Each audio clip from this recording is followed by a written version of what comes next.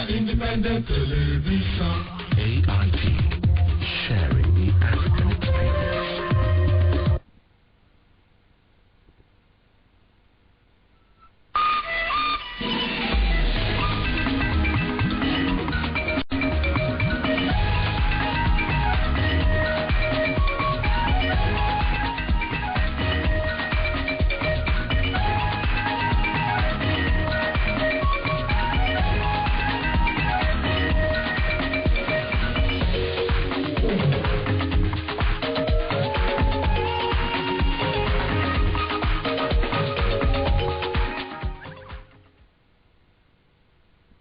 Welcome to Kaakaki on African Independent Television, AIT. I am Adora Onyeche. And I am Senami Ohiamukai. Welcome to this lovely, cool Tuesday morning. Adora, it's raining cats and dogs. You mean diamonds and pearls. It's incredible. It's incredible. How did you drive down? Like this. With my hazard lights on and my hand permanently on the horn. Like, do not come any closer. Well, up here on the Paduma Hill, it's a lot of rain, but we love it when it's cool, don't we? Welcome. And funny enough, you know, when I checked the weather report, it was saying 34 degrees Celsius, and then later on, I think the minimum it would be today 26 degrees Celsius, and it's just crazy because yesterday was very sunny and hot and blazing. You know, one thing I've noticed, Adora, maybe it has something to do with climate change. I don't know. Maybe we should ask the experts. If for any reason the day before or earlier in the day had been really hot and the sun was really, then you should expect rain. That's what I have noticed. For some reason, the hotter the day has been, then you should be rest assured that there's going to be rain either later in the evening or by the next day. Well, today is Tuesday, the 8th day of May 2012, and so much has been happening in the Nigerian polity. Of course. Yes, Adora, so much, like you said. Some make you sad, and yet others are quite laughable, if you know what I mean. What can be more laughable than the very unnecessary feud between local government employees in Imo State and the state governor over the fourth tier, told you, of government, which the governor seemed determined to put in place. Local government employees and state civil servants have refused any postings to the so-called community councils. The umbrella body of the local government employees have even dragged the governor to the industrial arbitration court. And why wouldn't they, Adora? Because what is the explanation? Why a community, why a fourth tier of government in just Imo State? Well, the governor probably needs to explain. Is it the only state that would have that? I mean, I think it's a little ambiguous because, one, you don't know the reason for it. He hasn't even given any, good reason for trying to form a fourth tier of government. Where will it come into the budget? Is it on the constitution? Is it legal? We know that the local governments are funded also by the federal government through the state government. But then again, who's going to fund? Is the federal government aware of this new tier of government? Is the federal government going to provide funding for this community and councils as well? Definitely. It leaves a lot of questions, and like I said the last time, we should probably invite Governor Rocha Sokorocha of Imo State. No, but so now let me ask you: has the Imo State House of Assembly passed any law establishing this fourth tier of government in the Imo State? Not that I know of. Not that I know of. But even if they have done so, if the state assemblies have done that, do they have the power to create new tiers of government? What will be the criteria for such councils, and who is to fund them? Now, do you know what worries me, Sana? There seems to be no rules running in Nigeria or governing anybody that is governing the people. Now, look at the number of states in Nigeria where elected local councils, of course, have been dissolved at the pleasure of governors. Now, look at how many local government councils are being run by appointed and not elected council management committees, and yet these councils collect federal allocations which the constitution stipulates must be given to elected councils. It's incredible. It is. Again, a lot is left to be desired where this topic, where we're talking about this, because like you've rightly said, who is going to fund them? Governors seem to have, or they think that they have all the power to decide or determine the fate of local government councils. And these are elected positions. They're not, positions that you just appoint someone, and even when you do that, it's meant to just be for a short frame of time, you know, before the elected before elected officers, you know, take office. Anyway, it is a regrettable culture of impunity, pure and simple. Nothing will happen, and indeed nothing happens. Look at another case altogether. Some foreign airlines decided, you know, against all logic to develop a fraudulent airfare regime for Nigerian air travelers. For years, nothing has happened. I remember very clearly we had members, officials of the aviation ministry come here sometime and talk about this deadline and what the federal government will do, and how everyone was talking at the end of, you know, the ultimatum given. Definitely. Here we are. So again, and I think from the newspaper review, actually there were price slashes on some of the airlines, you know, and it was stated that BA was also scared, I think, in panic over, you know, having their prices also slashed. But I think that, you know, it's about time we stop being fleeced, you know, by some of these international airlines. Because if you compare, like rightly they say, from Ghana, you know, it's almost like we're paying triple the price, you know, as in relation to people who travel from other parts of the country. I still have not been able to understand the logic of these airlifters, you know, BA or Virgin Atlantic. I still am yet to understand how you can take such the disparity in prices between same West African countries. Ghana and Nigeria is so much that people do not mind to pay their airfare to Ghana, they travel, so they can travel from Ghana. Yes, imagine that. I don't understand it really. Well, so now the situation makes me go crazy, literally, not street crazy. And look at these foreign airlines led by British Airways, let's mention Virgin Atlantic, and now daring the Nigerian Senate, which had ordered them to refund 230 billion naira, which they fraudulently collected from Nigerians, and 5% of which they were supposed to have paid to aviation regulation, but pocketed. You see, oh God, I laugh. Adora, you see, when we fleece ourselves, you know, with impunity, what do you expect others to do to us? You know, like they say, when you have a broken calabash and you carry it like it's all of your life in it, like this calabash is everything, it's my world, it's my life. You can, if anything happens to this calabash, I'm going to die.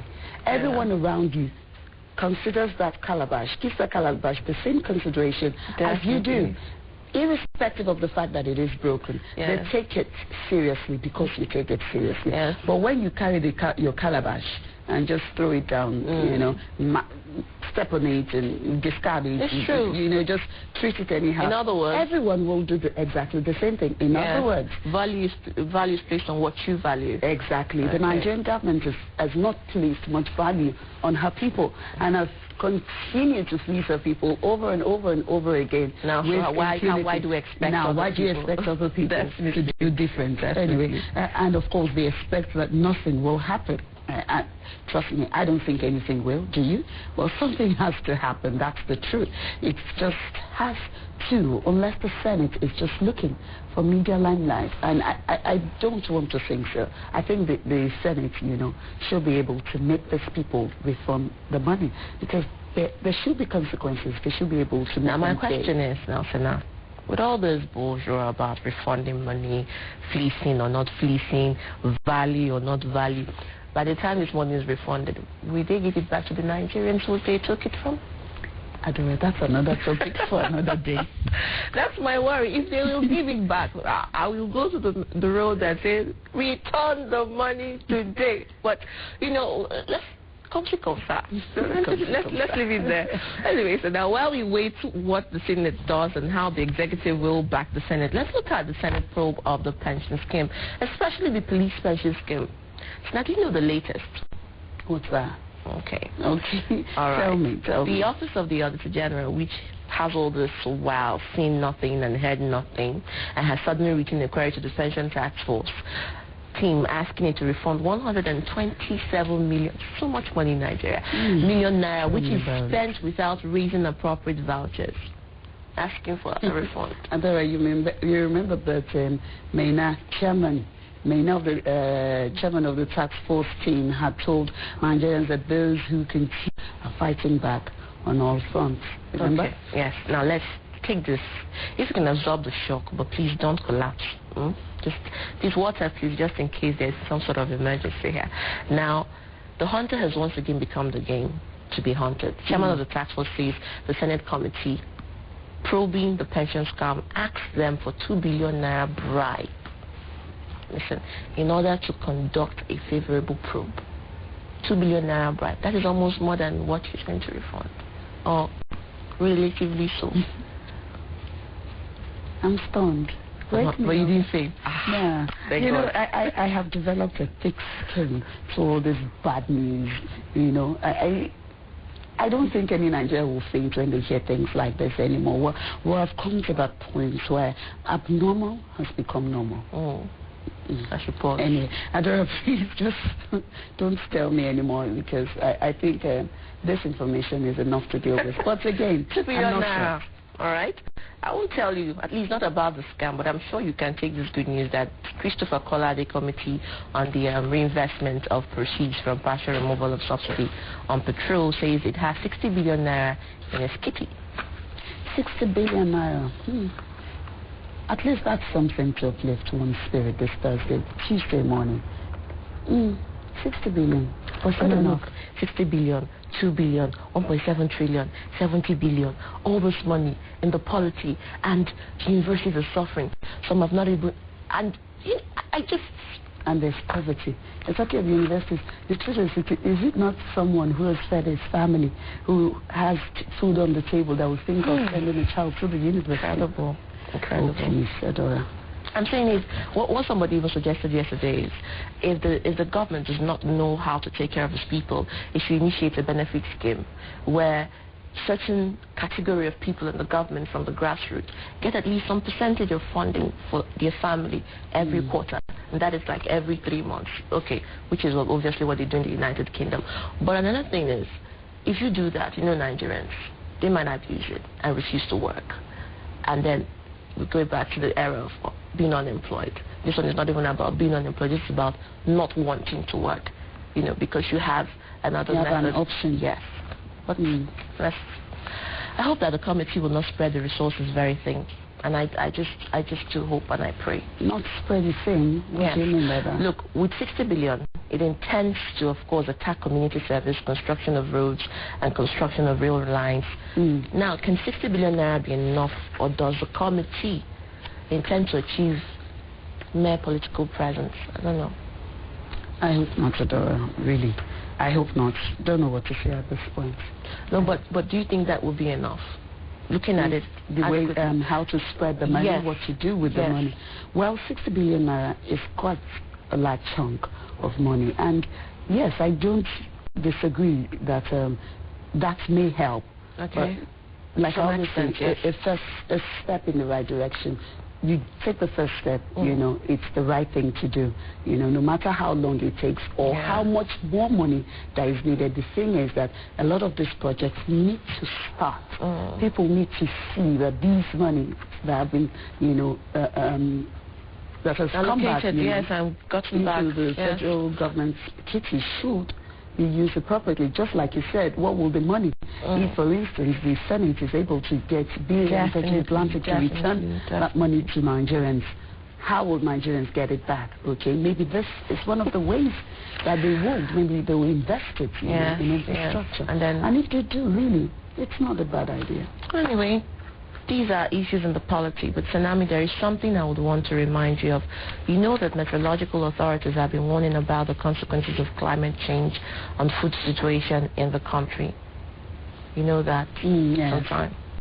Yes. They warned of possible crop failure and how they could affect food security, how this could affect food security in the country. We already have enough to deal with as far as food is concerned. We're importing food like no man's business, and to have to deal with climate change and then crop failure will, jeopardize the whatever alleviation that agriculture and food can help to do in the polity and even employment. So we don't want climate change. We don't want to add that to our worries, a myriad of problems.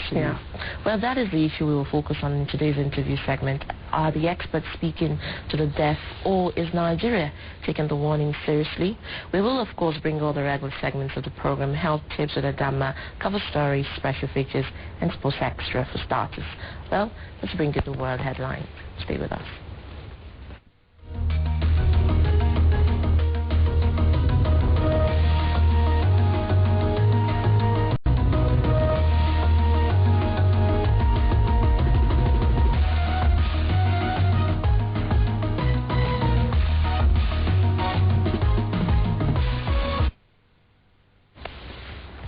Thanks for staying with us. President Goodluck Jonathan on Monday said there is no going back in the increase of electricity tariffs in Nigeria. He said electricity supply will never improve without increasing tariffs. The president announced this at a presidential workshop titled Dismantling Barriers to Achieving Our Power Sector Vision. Syria refugees in Turkey staged a protest at the camp against Syria's parliamentary elections on Monday, labeling it a farce and a mockery. Syria's government said voters turned out in large numbers on Monday for a parliamentary election it says are central to its reform programs. But opposition supporters denounced the exercise as a sham and reported more fighting between rebels and loyal to Assad. One of Colombia's most wanted manager there, Antonio Calais, suspected of running a violent cocaine cartel, has surrendered to U.S. drug officials. Speaking in Bogota, the Deputy Police Director General Jose Roberto Leon confirmed Calais had turned himself in the Caribbean island of Aruba. Police believe he is the leader of a violent criminal network that controls some key smuggling routes and responsible for sending several tons of cocaine every year into the United States. President Barack Obama views a balanced approach between fiscal consolidation and efforts to boost growth as the best solution to the European debt crisis, which continues to be a headwind facing the U.S. economy. White House Press Secretary Jay Carney said the economy will continue to face some headwinds, and the Eurozone crisis is one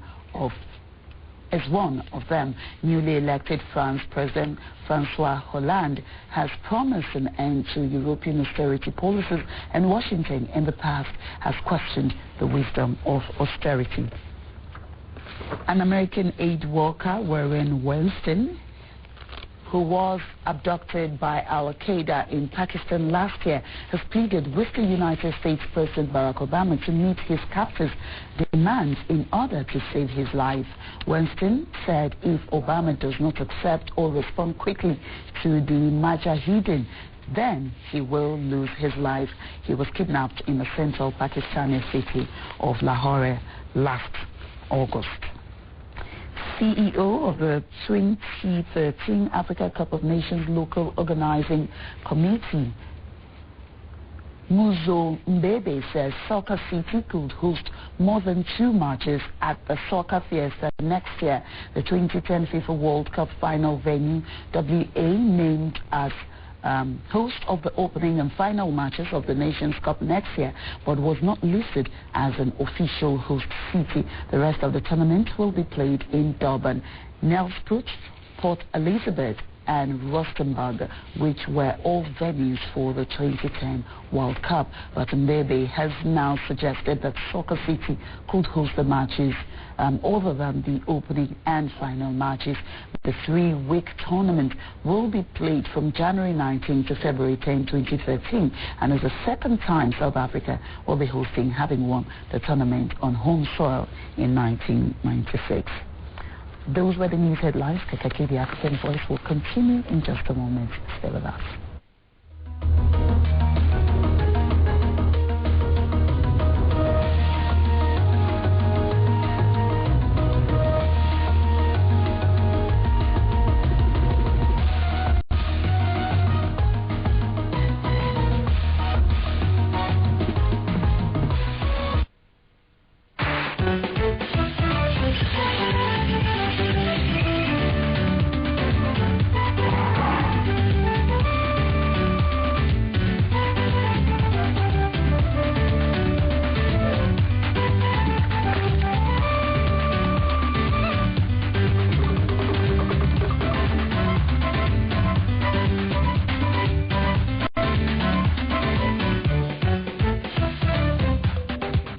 Explore Africa. Encounter Africa. Engage Africa. Enjoy Africa's compelling, Exciting, and breathtaking experience with Kaakaki, the African voice.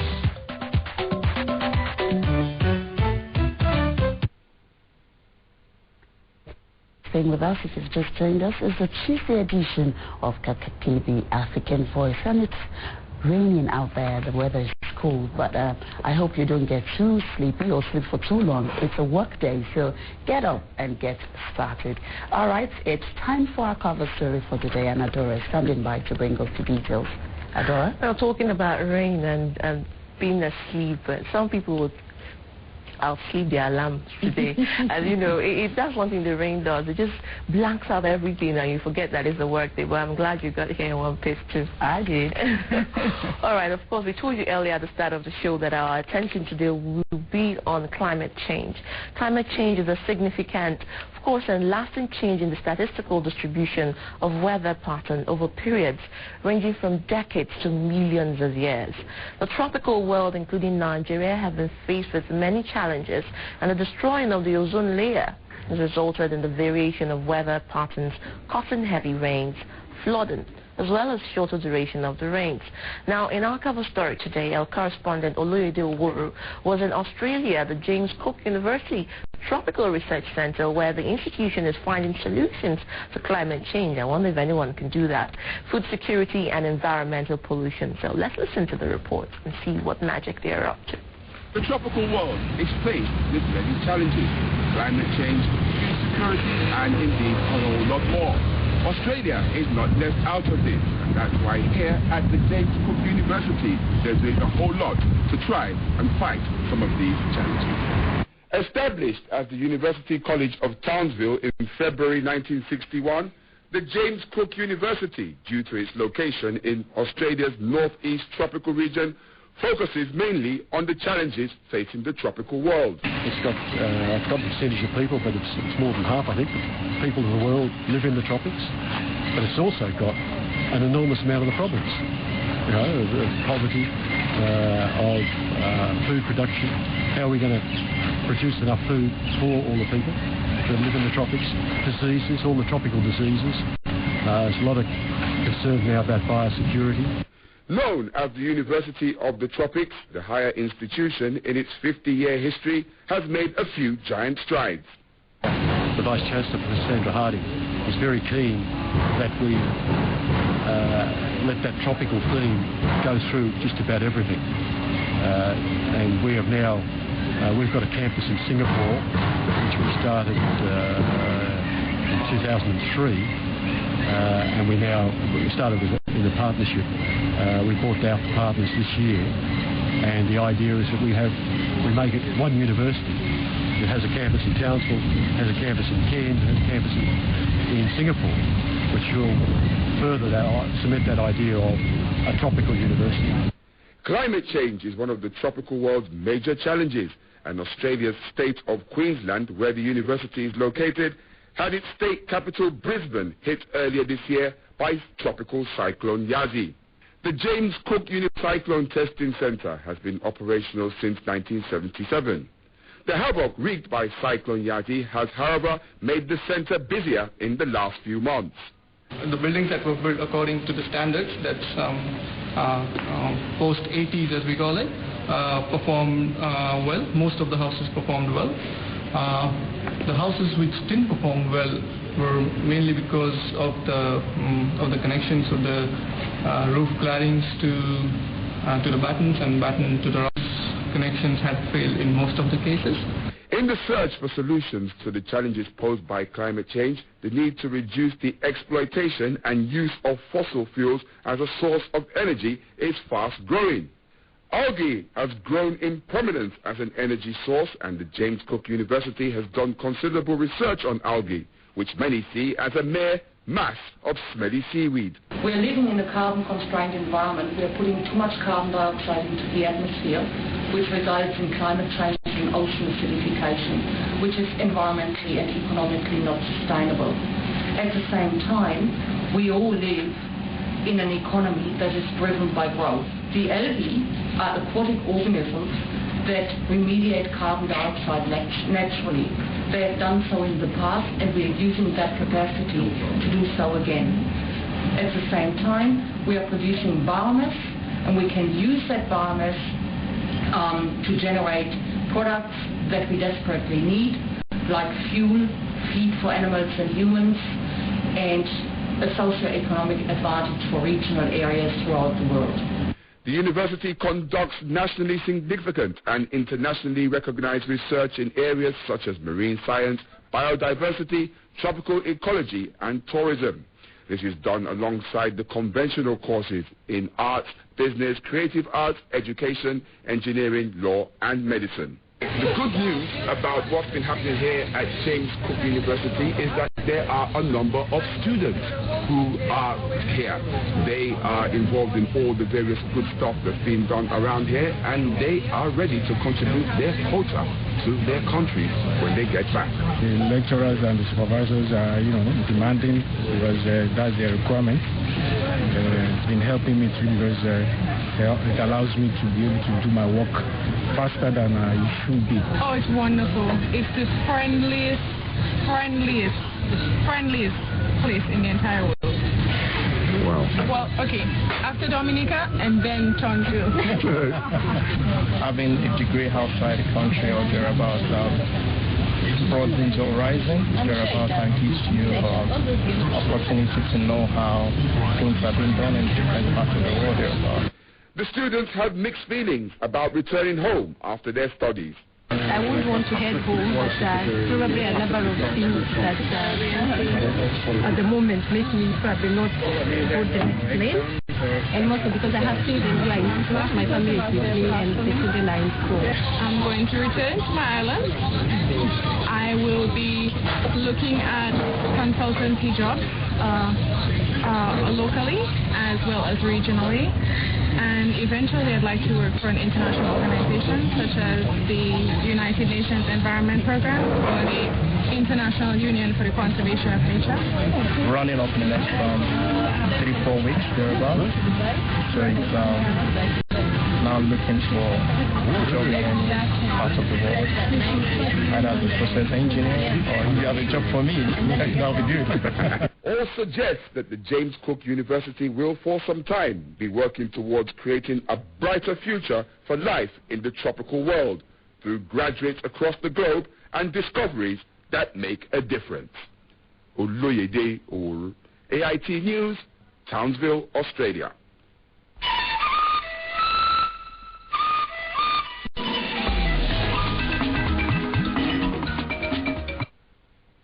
Townsville, Australia. I wonder if their climate, well, they must experience some sort of, I think that Australia and Michigan and of course China has one of the largest emission of carbon in the air, but considering the companies that they have and a lot of the manufacturing that goes in there. But Nigeria, let's look at Nigeria. We walk through a thread. We never see the depth of whatever challenge is happening globally. We just walk through it. Why do we do that? Ask me, Adora, like we do everything else.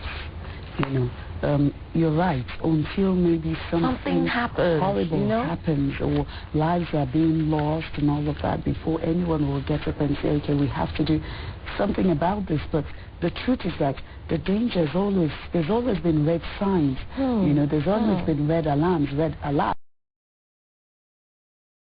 here and there. Definitely. But no one takes it seriously until now. I bet you more than half of Nigerians out there, in fact, I think I'm being very liberal, probably just about 10% of Nigerians understand the depth of climate change, what it means, what causes it, how to prevent it, what to do, how to make the environment and the earth better and safer for everyone. When you talk about safe, we talk about, there's this project by Al Gore then, Going Green. Yes, and Vice President. Yes, Going Green. And when he was doing that, about using the solar system for light and battery and all some functions for life.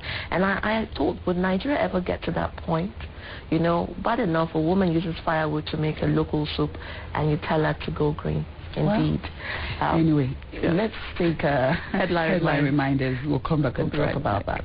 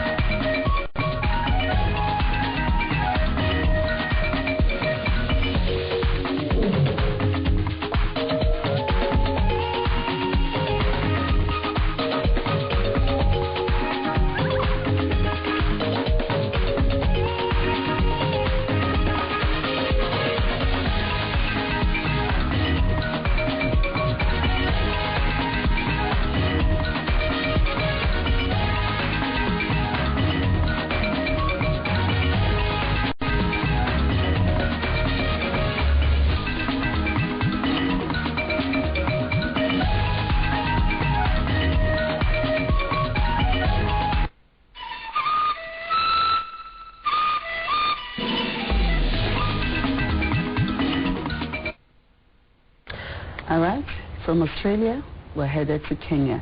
Yeah, and we have another special feature. And yeah, it's talking about tourism. But I can't help but I can't help but imagine what will happen to Kenya's tourism potential. Definitely. If the country is to be affected by climate change. And definitely, you know, it's all over the world. I think it's just the severity that hasn't worn on certain parts of the world. And I think, like they say, we don't know till we know, until maybe the ozone layer crumbles or something. But I think that it's about time that we are careful of our environment. Especially, I know there was a time bush burning was really, really rampant in some parts of Nigeria, and that is really one of the major causes of carbon in the air, carbon emissions in the air. Not just bush burning, well, generally deforestation. Also, you have people, especially in the rural areas, chopping down trees every now and then. For survival. Yeah, for survival. Some of them sell as wood, some of them use domestically. But then again, what's experts are saying that when you chop down one tree, be sure to plant another one. Definitely. Anyway, let's take us to Kenya. Yeah, what's happening? Kenya. Anyway, Kenya's tourism rose is what this special feature is about. Tourism plays a major role in Kenya's economy. In 2011 alone, it brought in over $730 million into the economy. However, this most lucrative sector that has made the country an accepted destination to visit and recreate has been brought on the threat.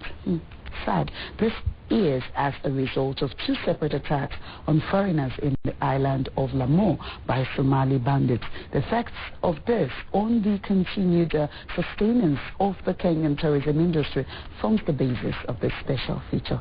Let's take a flight to Kenya. The island of Lamu, just off the northern coast of Kenya. For centuries, life here has remained virtually untouched. The island's ancient culture and its pristine environment have for decades made it one of the country's most treasured tourist destinations. But in the last few weeks, all this has changed. A spate of attacks on foreigners in the area by Somali bandits has turned what was a picture postcard paradise into a place travellers are now warned not to visit. Damage to the country's multi-million-dollar tourism industry, a leading foreign exchange earner, is potentially devastating. Many guest houses and hotels have already shut up shop.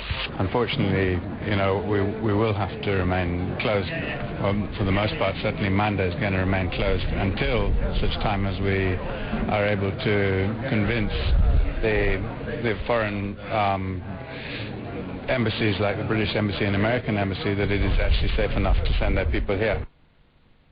Fears for travellers' security in Lamu have been fanned by the abduction of 66-year-old French national Marie Didier from her beach house in the early hours of Saturday, October the 1st.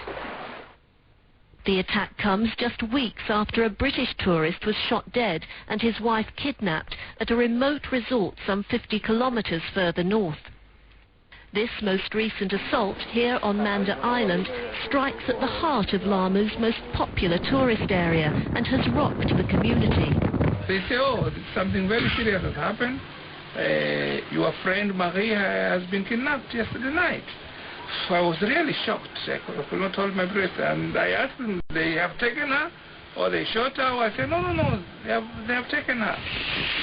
The attack has prompted an exodus of holidaymakers and countless cancelled bookings. The few tourists who've stayed on are wary and cautious.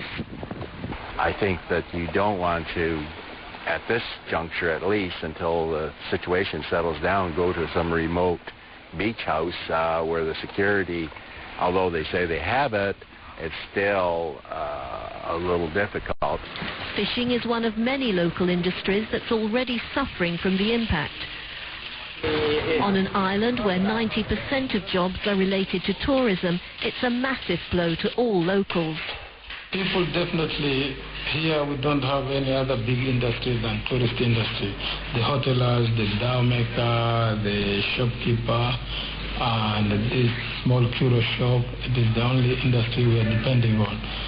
So definitely people, they will cry if no tourist is coming this way.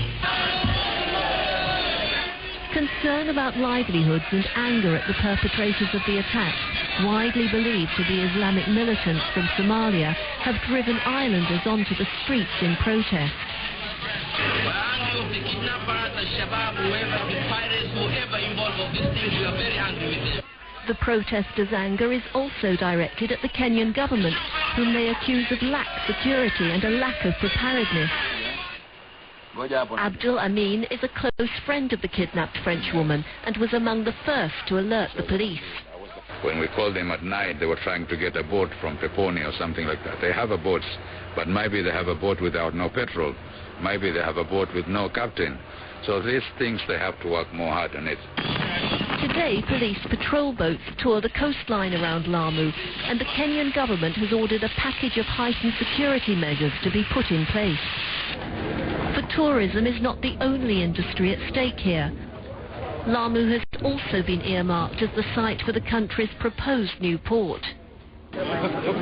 Tourism Minister Najib Balala is keen to reassure the world that the situation is under control. The government is aware about how essential the tourism industry is to Lamu, not only to the economy, but also to employment, to welfare, to education. We appreciate all the investors who support social programs in Lamu.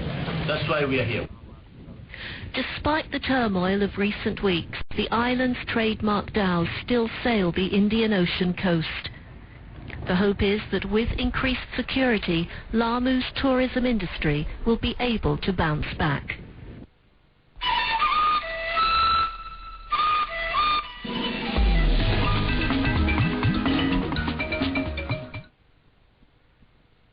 Okay, we're just talking about me going on leave. No, she wants to. I think Kenya, she wants to fly.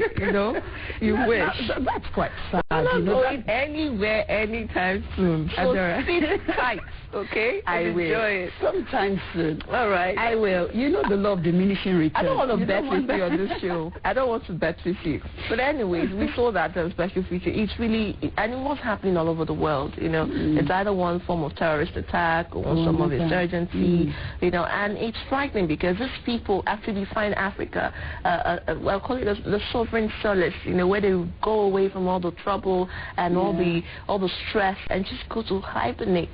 But when you begin to kidnap, it's really sad because I saw that place and really I agree that that's paradise. Yeah, you saw it, you were like, wow. Yes, that's the place that inspired me to begin to think of going on leave sometime soon. I hope before the end of the year. I hope I don't go to the islands anytime soon because that would be a total disaster. Yes, but it's demoralized me to know that people are now being warned not to go to such a beautiful, lovely place. And Kenya is the worst for it. You know, Kenya really depends on its tourism economy will fail. Yeah, for its economic growth. I don't know how to put this. Look who the rain blew in. We have, of course, Madame of the Health Tips standing by. Good morning, Adama. Good morning. Good morning, Madame. All right, and good morning out here, my dear people. I'm so sorry for leaving you. It was really necessary. She's not sorry. She went to have fun and get her hair down. But you look beautiful. You look rested. Thank you. Well, yeah, I did rest. I did steal some time and rest. And you also did some work. Yeah, you know, our producer had to practically put a gun to my head. Come back right now. And so here I am, yes, truly. I don't want to die yet. Please don't shoot me.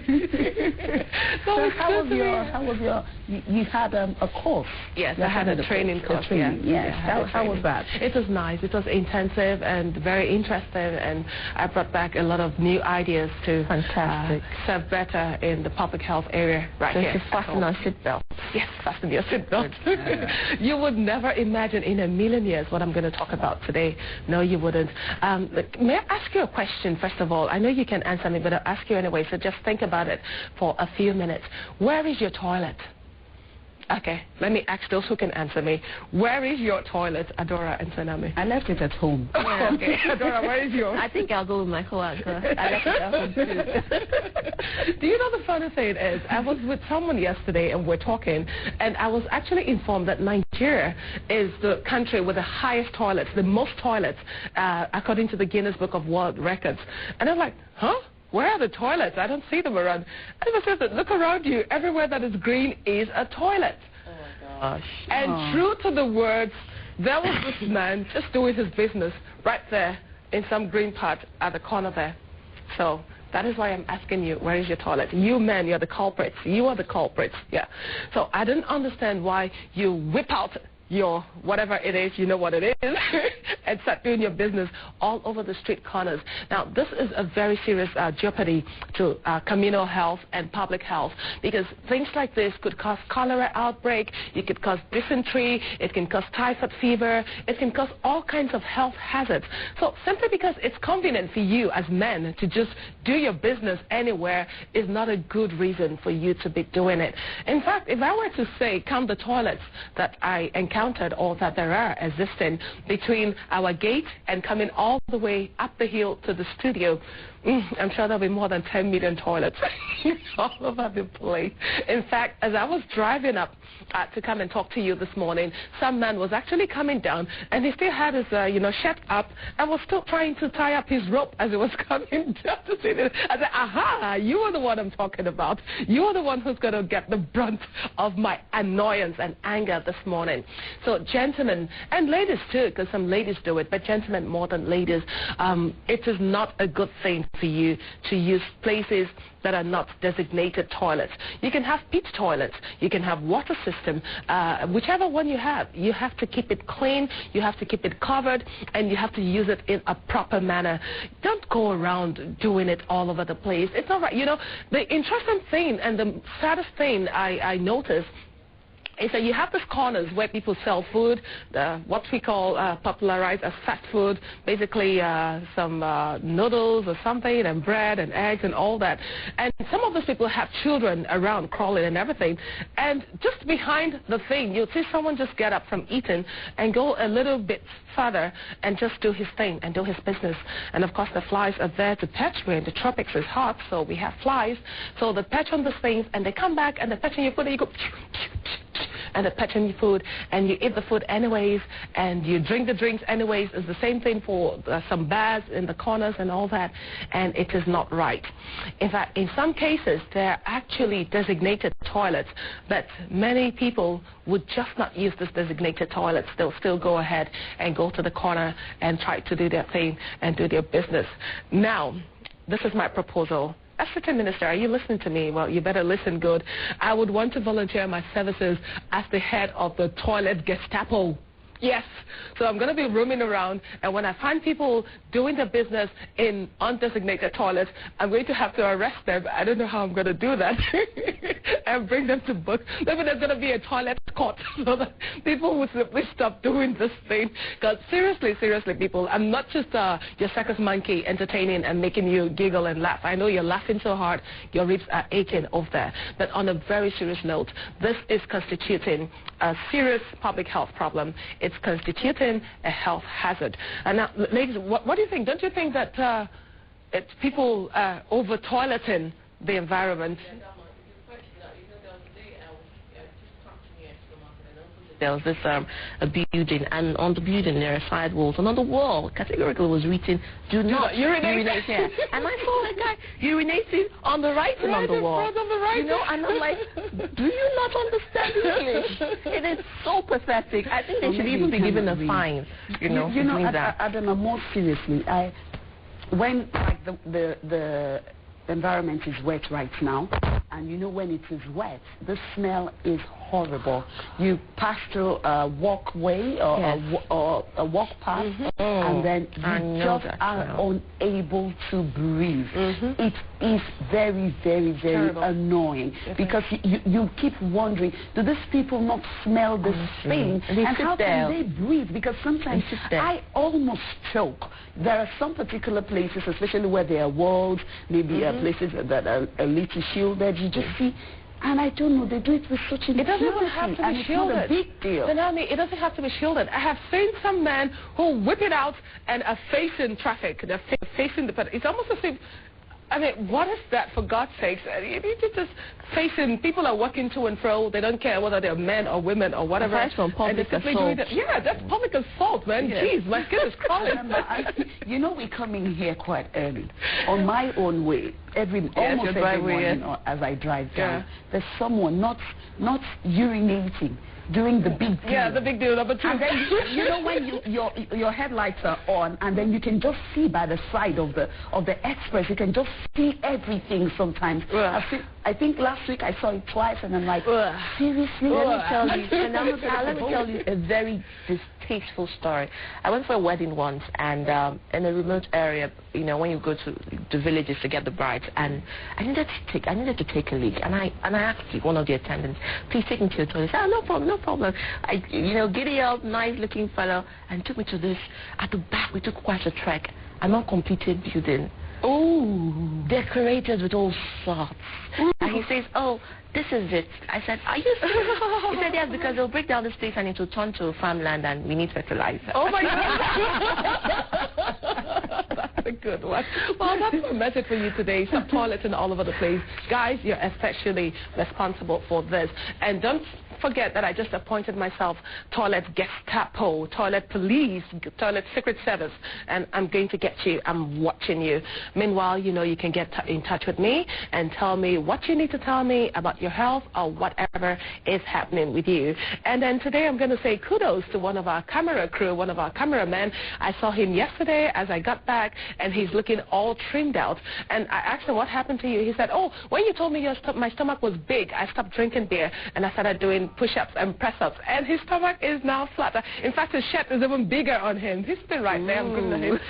Kudos. Great job. Keep it up. I see you tomorrow. Thank you, Adama. Thank you so much. It's interesting. I mean, somebody stops drinking beer. It's good. It's a good enough thing. It is. It is. All right. That is, of course, I mean, we missed her. Wow. It's good to have you back, Adama. I know you're rushing off to sleep right now, so I wish I was you when I grow up. All right, this is Kaakaki, the African Voice, and of course, we know that it won't be complete if we don't go into the internet world, the IT, and so we're taking you to Cyber Africa, where it's happening, and of course, catch up the developments in the world of infotechnology. Infotechnology. Yeah. Nice word. As we join Bayero Agabi for Cyber Africa. Stay with us.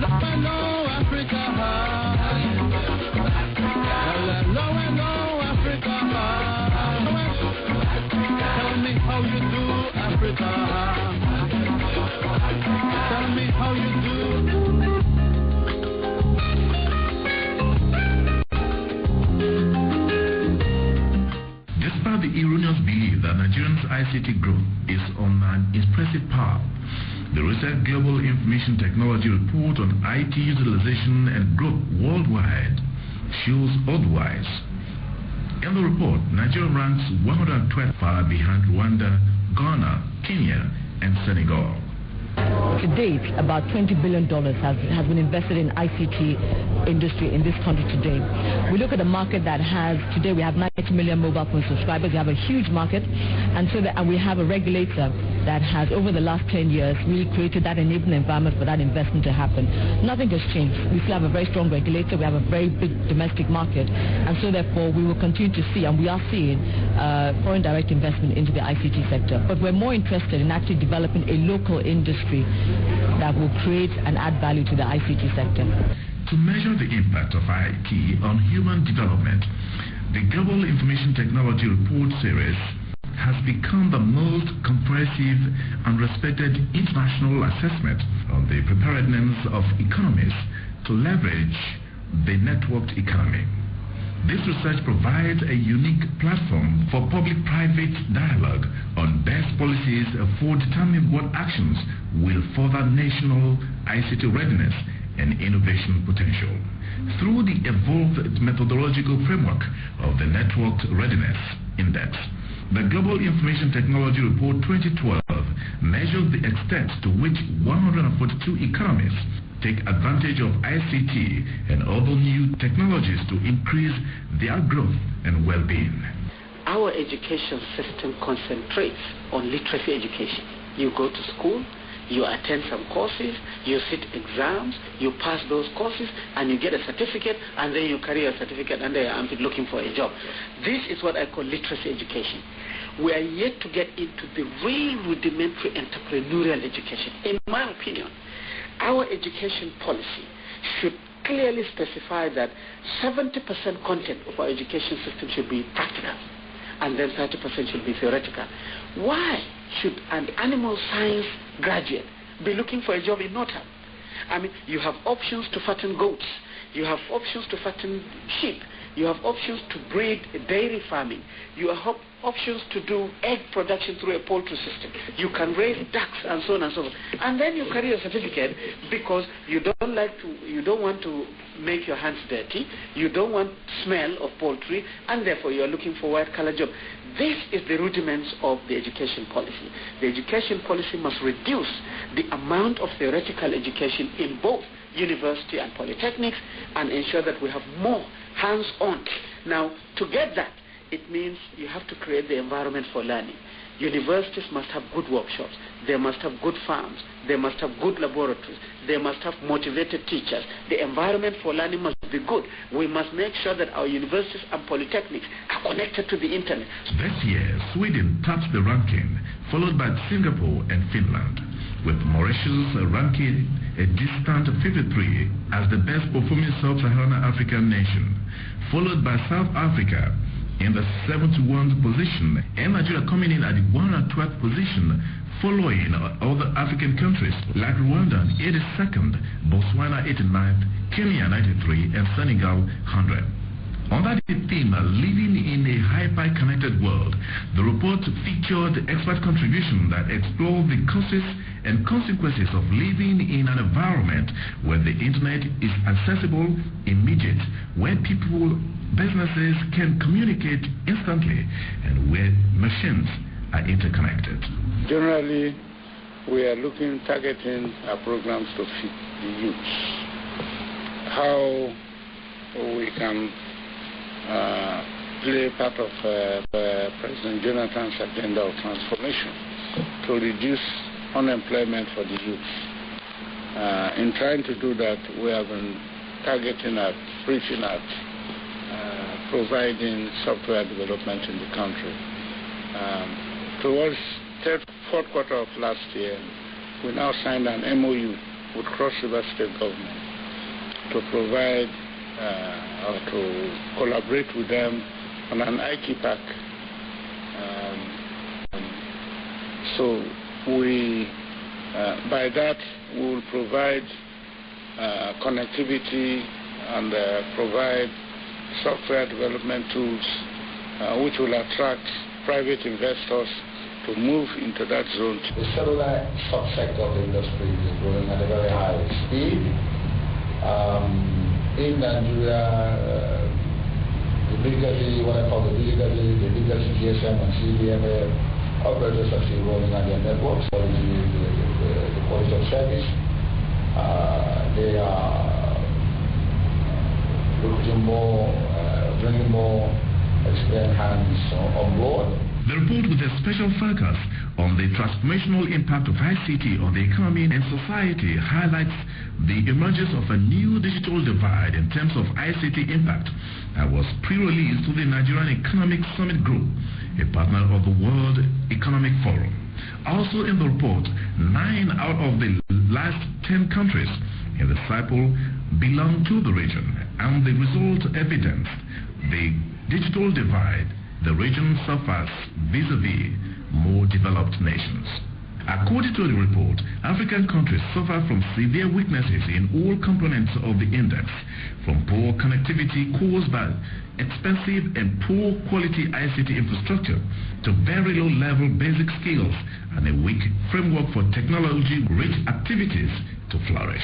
The multiple taxes does affect investment because, well, in a sense, it doesn't affect investment because what happens is that when they pay those taxes, they just pass it on to the consumer.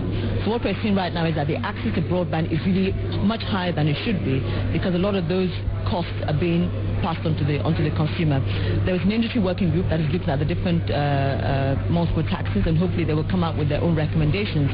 And we have to work with the state governments to ensure that we eradicate these multiple taxes. With this kind of report, followers of ICT impact in Nigeria say it's a wake-up call to those in authority to quickly put in place policies that can serve as catalysts to attain a Vision 2020 and the transformation agenda, with ICT as a key driver.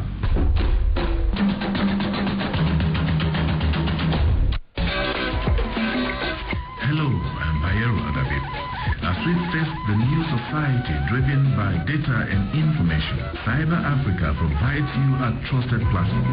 Here we understand how telecoms, the internet and the media are redefining our world. From music to tourism, politics to business, and education to governance. One of the things that the IT industry will do is enable us to move away from a resource-dependent economy to one that is more dependent on services. Nigeria has no way of avoiding the wave of application of science. That's why Cyber Africa trusts you to trust us as we bring you the initiatives, the issues, the actors, and the role of ICT in Africa's development. For details, log on to www.aitinfotechnetwork.com or email bayeragabi@aitinfotechnetwork.com. Or better still, reach AIT Head Marketing, Lagos or Abuja. Cyber Africa, connecting Africa with the new age at this time.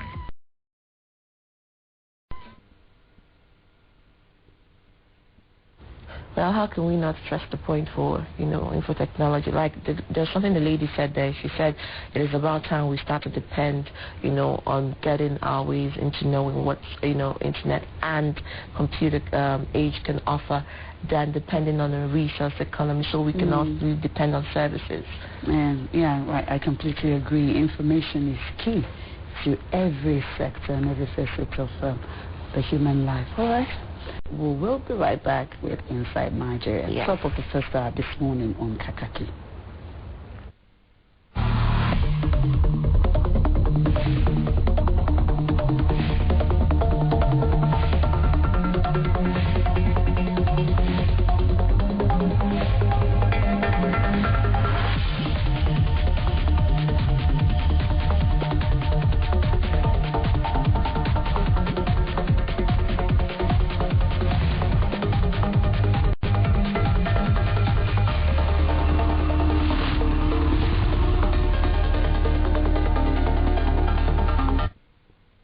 Thanks for staying with us. President Goodluck Jonathan on Monday said there is no going back in the increase of electricity tariff in Nigeria. He said electricity supply will never improve without increasing tariff. The president announced this at a presidential workshop titled Dismantling Barriers to Achieving Our Power Sector Vision. Enough communication so that we don't get to that 1st of June and say, look, Nigerians have not been sufficiently informed, let us add 3 months. Ordinarily, the deregulation would have commenced early in 2011. Ordinarily, supposed to have been February 2011 or so. Of course, that is why there is this controversy whether we budgeted for it or we did not budget for it. The 2011 budget only made provision for 2 months because we had to deregulate from about February or so. This is still the controversy now. While the NIPPs built, nobody considered where the gas that would fuel the power for the NIPPs was coming from. So they did not align the NIPPs that were being built with the necessary or the requisite gas supply. Now we are working together. And we continue to emphasize alignment because it didn't exist before. But with what we are doing now, you're going to begin to see real delivery. The Securities and Exchange Commission SEC says it is spearheading efforts to track down 440 wonder banks which have defrauded unsuspecting Nigerians of total of 106 billion naira. The Director General of the Commission, Aruma Ote, revealed this at the resumed House of Representatives public hearing on the near collapse of Nigeria's capital markets. She told the investigating committee that SEC is also spearheading efforts to track down and bring to book the operators of the scam banks. The Nigerian Stock Exchange bought a yacht, or should I say boat, for 37 million naira and wrote down the book value within 1 year by recognizing it in its books as a gift presented during its 2008 Loan Service Award. Yet, there are no records of the beneficiary. The Stock Exchange also spent 186 million naira on 165 Rolex wristwatches as gifts for awardees, out of which only 73 were actually presented to the awardees. An Abuja Federal High Court has remanded in prison custody the former pensions director at the office of the head of service, Sani Teidi, pending his bail application. This follows his arraignment on a fresh charge by the EFCC. Teidi pleaded not guilty to the new 4-count charge. The Lagos State Public Service dismissed 784 doctors in the employment of the state and replace them with 376 new doctors who are to begin work immediately. The special advisor to Governor Fashola on Information and Strategy, Latif Raji, said the action became necessary in order to reduce the number of casualties being recorded daily as a result of the ongoing doctors' strike. This idea of blackmail, let them stop this idea of sabotage, because they know that, you know, the Fashola administration has done a lot now to health sector. Members of the public have seen that, you know, government hospitals have improved, and they have the confidence now to come to government hospitals. These people are already having, you know, problems with their private hospitals, so they want to use this opportunity to now divert people to their private hospitals, and we will not allow that. Nigeria has won only 2 London Olympic Games tickets out of 48 contested for among topmost African boxers in Casablanca, Morocco. At the end of the African qualifiers weekend, Muhyiddin Akonji and Lukman Lawal clinched the ticket out of 4 Nigerian boxers sent to Casablanca. The 2 boxers, however, could only manage bronze medals.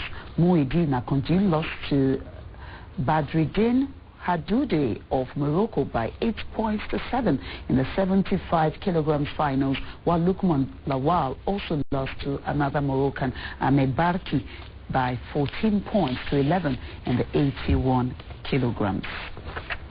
The Federal Capital Territory Sports Council is on the verge of rejuvenating the game of table tennis in Nigeria. To this end, 100 table tennis players from the North Central Zone will converge on Abuja for a 5-day championship with the aim of discovering talents from the grassroots.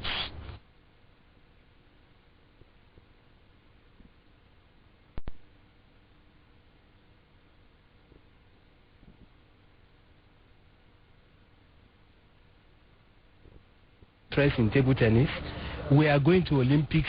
I can tell you this year Nigeria is going to Olympics. We are regaining our position back. Egypt took it from us in Africa. We are regaining it back, and we believe the way to go is sports development. So we go back to the drawing board, search for young talents, groom them, keep them, and we are going places. What we're trying to do is take this tournament to a certain level in terms of standard, in terms of performance, in terms of talent hunt, and we think worthy sponsors should be.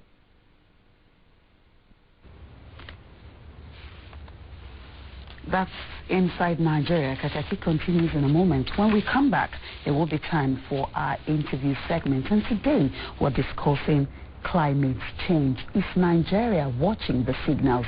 That is the question we're seeking answers to in our interview segment. You don't want to miss it. Stay with us.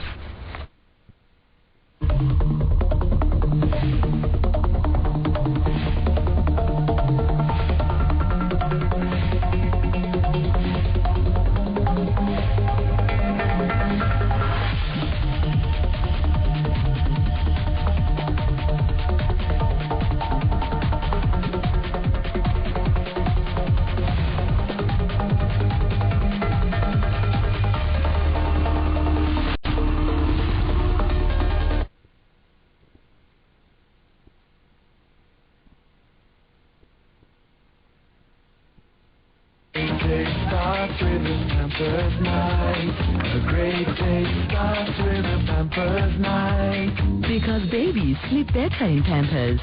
Pampers has a unique extra dry layer that absorbs wetness. Believe, love, and dismay. Trust in man is deadly. Your close friend, your worst enemy. The Burning Spear. Burning Spear, a story of multi-identity, suspense-filled, educative, and entertaining. The Burning Spear.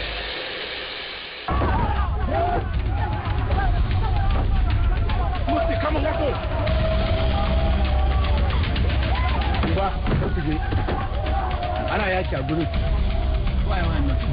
Nowhere. It's just a bunch of prejudices about the different communities, but nothing substantial about the cause of the conflict. It is becoming expensive to have you there.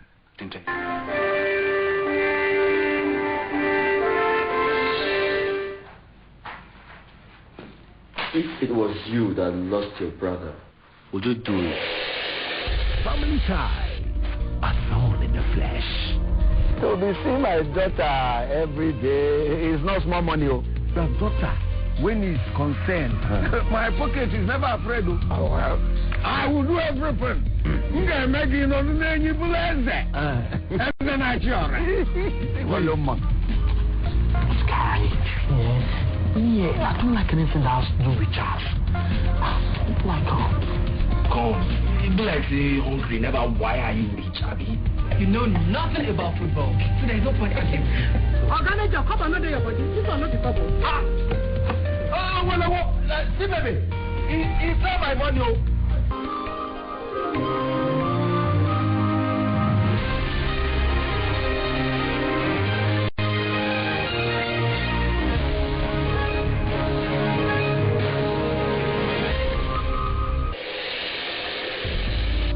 Between 3 nurses and a doctor, find out what matters in Clinic Matters. And I wonder what someone like you is doing in such a noble profession where so much courtesy is required. Can you attend to this woman? Because the nurse who has the pilot just gone in to prepare to check her temperature. He's not planning to tell his wife until the other lady delivers. It's not heartless. Is this our business if your husband impregnates another woman? The only problem I have is with people making silly and grave mistakes, especially in marriage. You are a nurse and not a marriage partner. My personal effects with anybody. Women are now regarded as personal effects. Blessing time is over. Get me your progress. If my husband comes and say, make I no work, I go quick to the fine.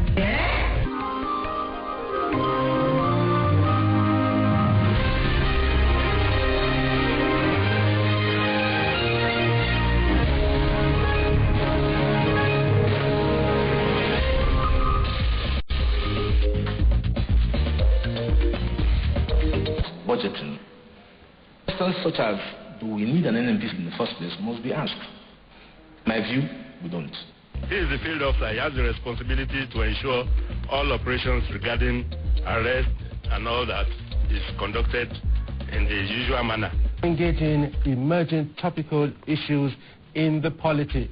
The mere fact that we pay for 24 million liters of petrol on a daily basis, which is not, is shocking. And I think by now people should be resigning their appointment. It's supposed to be a business, but it has become another arm of government, and it's also suffering from the malaise that have bedeviled government in Nigeria.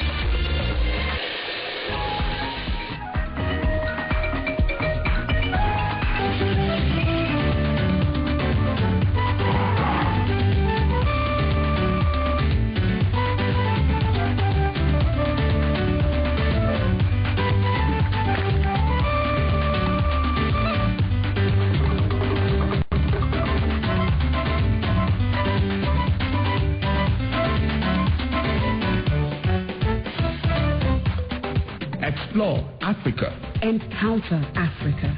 Engage Africa. Enjoy Africa's compelling, exciting, and breathtaking experience with Kaakaki, the African voice.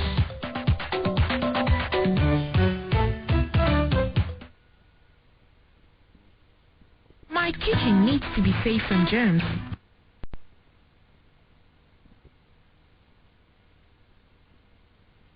That was framed over 42 years ago.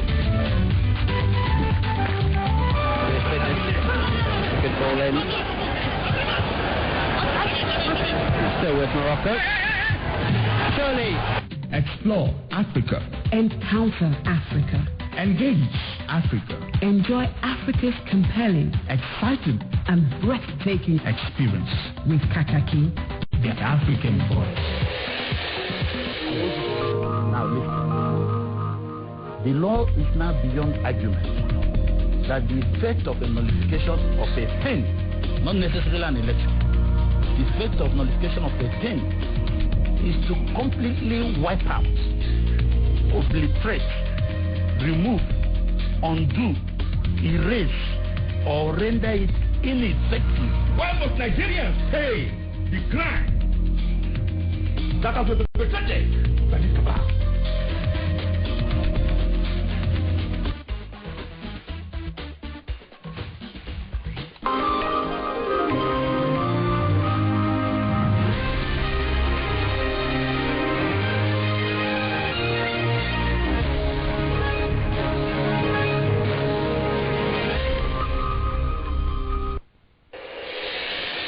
Bisi Olakilo Show, BOS International. I think the congregation tonight should be a period for celebration of the incoming, the end of the legal year, the beginning of the legal year, yet a period also for sober reflection.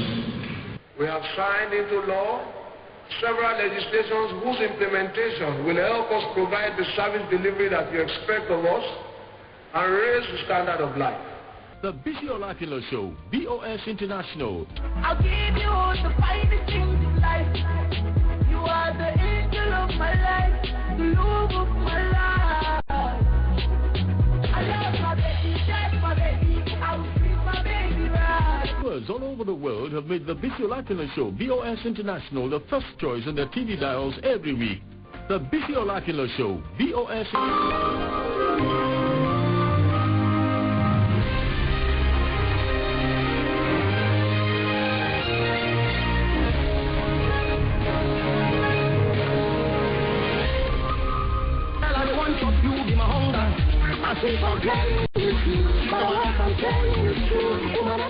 Time out with TA.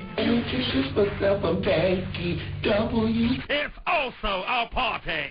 Look, see, I know they got no longer, so I don't want friendship way longer. With me today, tomorrow I'll be stronger. Time out with TA. It's the variety comedy show everyone is talking about. Catch your favorite celebrity. It's refreshing, revealing, and ridiculously hilarious. Stay with me, dear woman, cause you love me, I will be your... Time out with TA.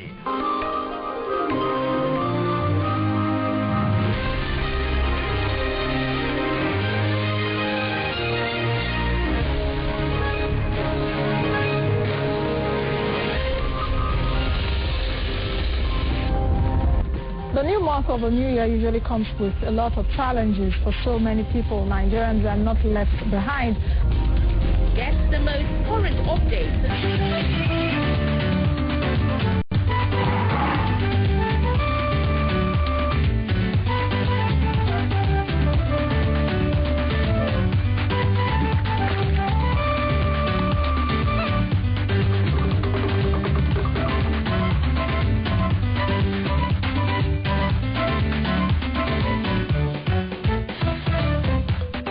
Explore Africa. Encounter Africa. Engage Africa. Enjoy Africa's compelling, exciting, and breathtaking experience with Kaakaki, the African voice.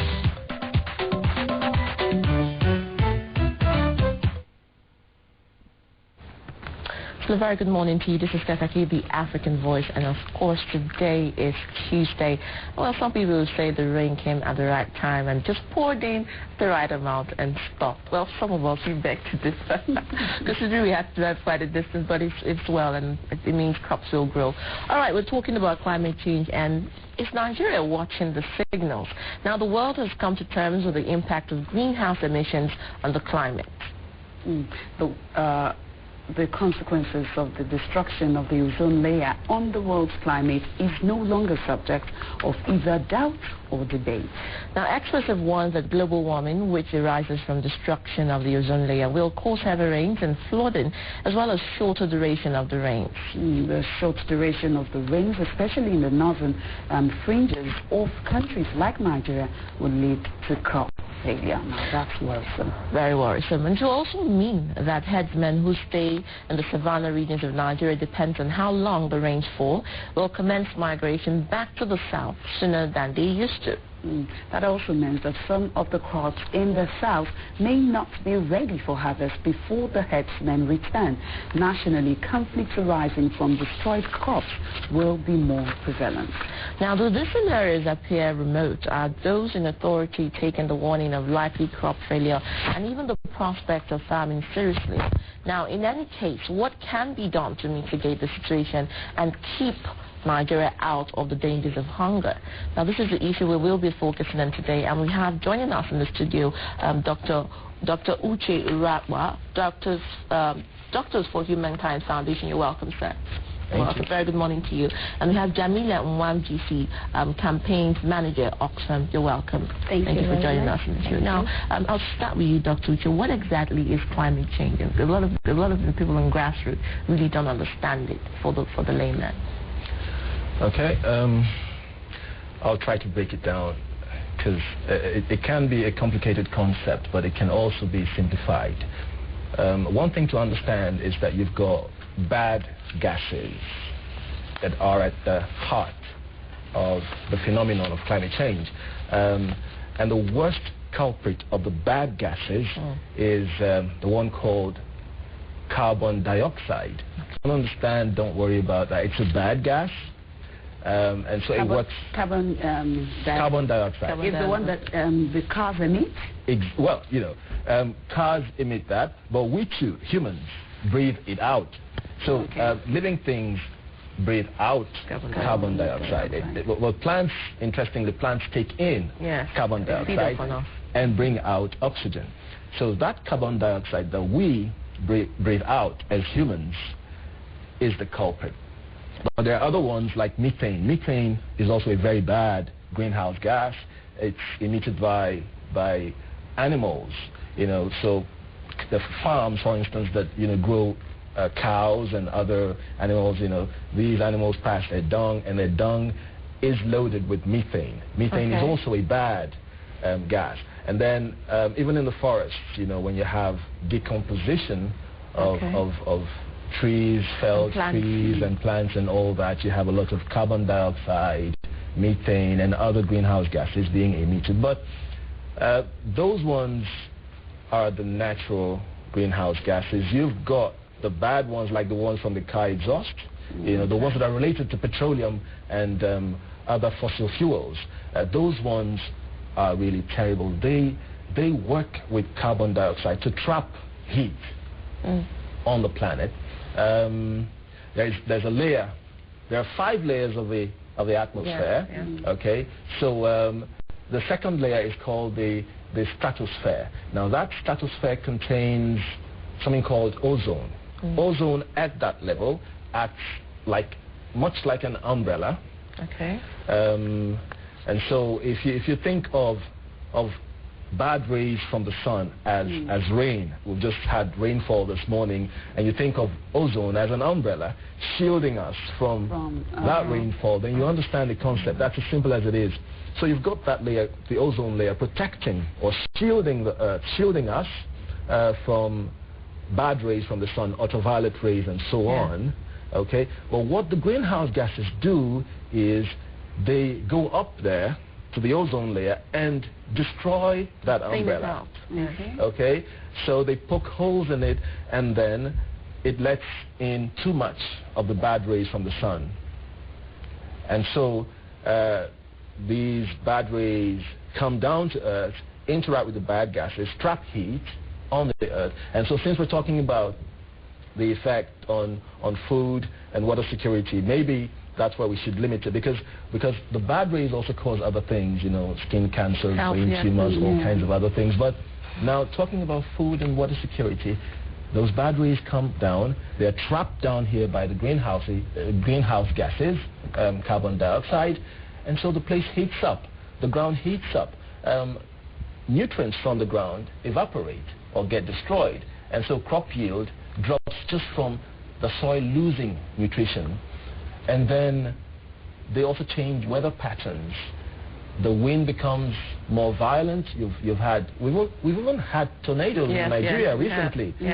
Up until now, tornadoes were things we saw on TV happening in America and so on, but we've begun having them here. That's just part of it. Somewhere around